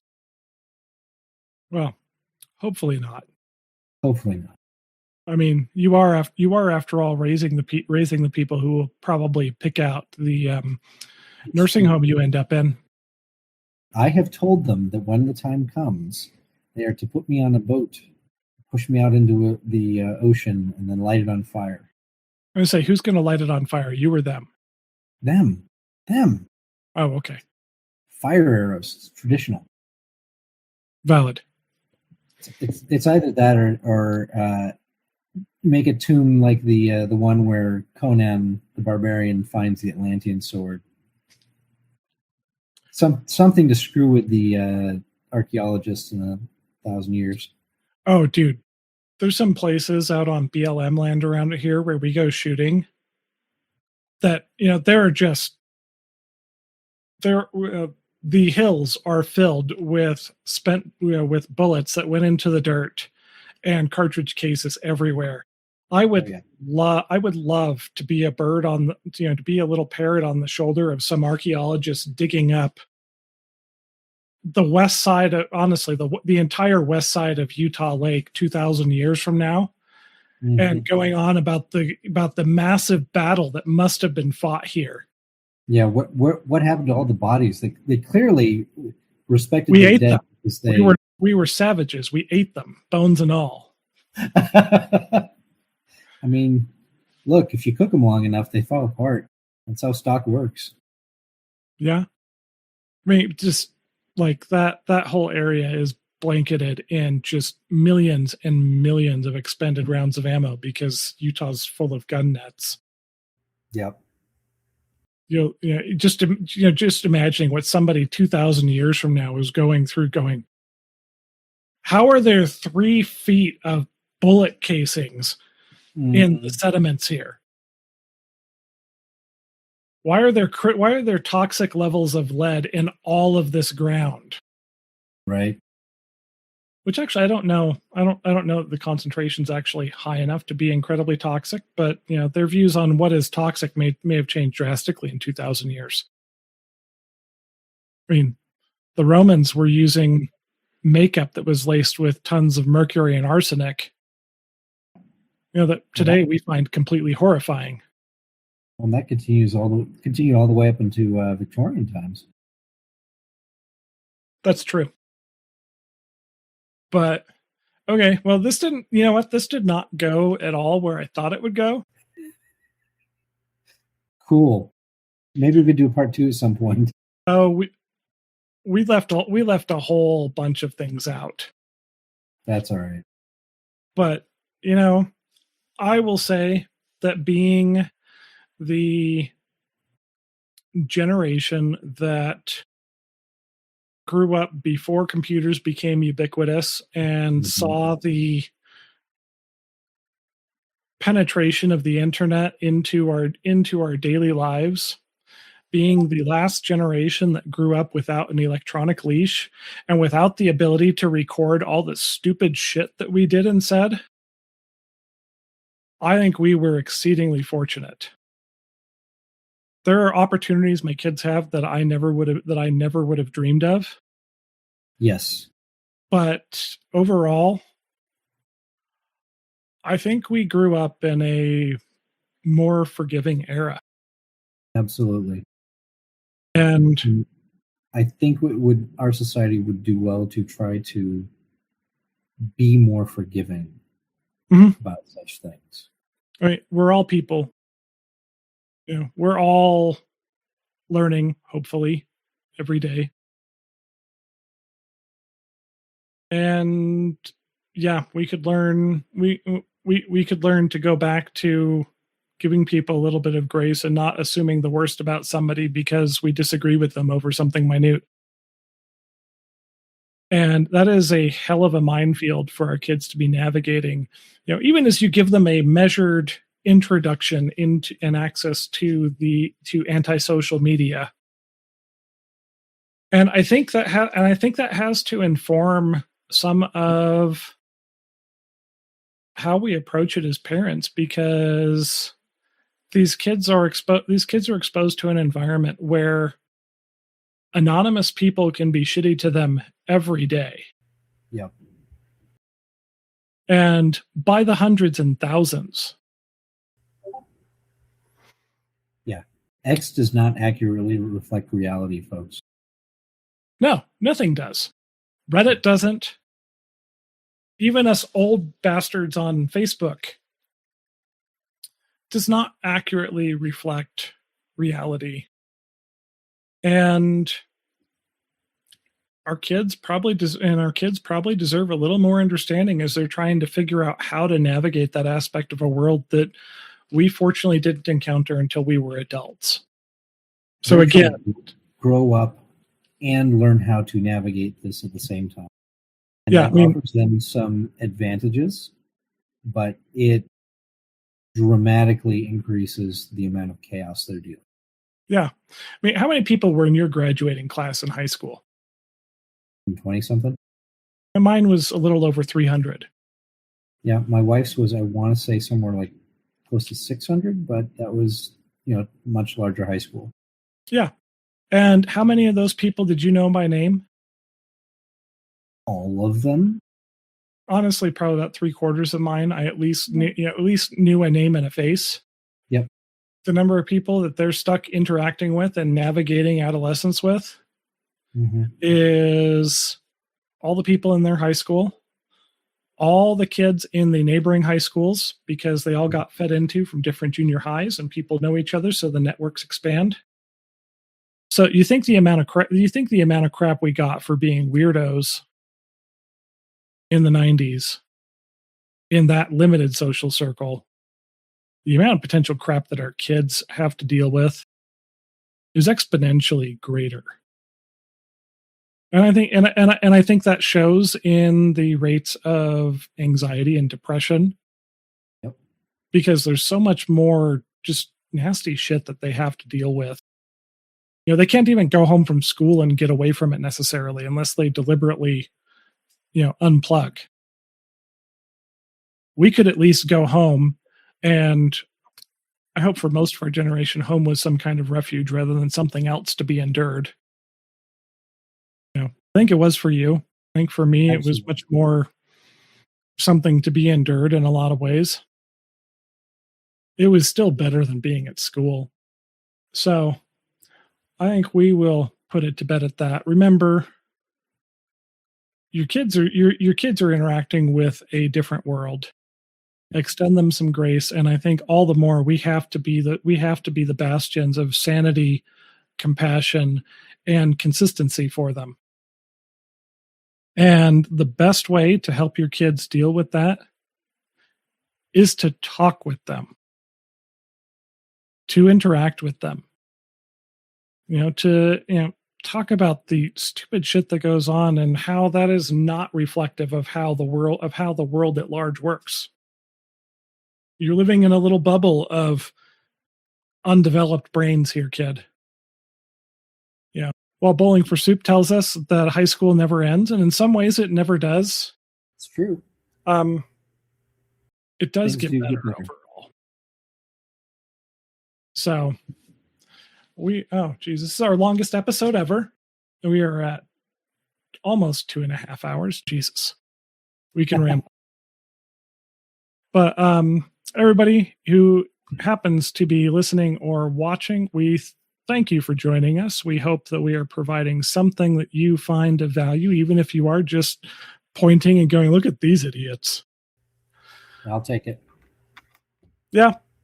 Follow us on the various social media aside from TikTok. Give us a like, follow, subscribe so that we can get the message out on those other platforms. And we'll be back next week, probably on a more serious and hopefully useful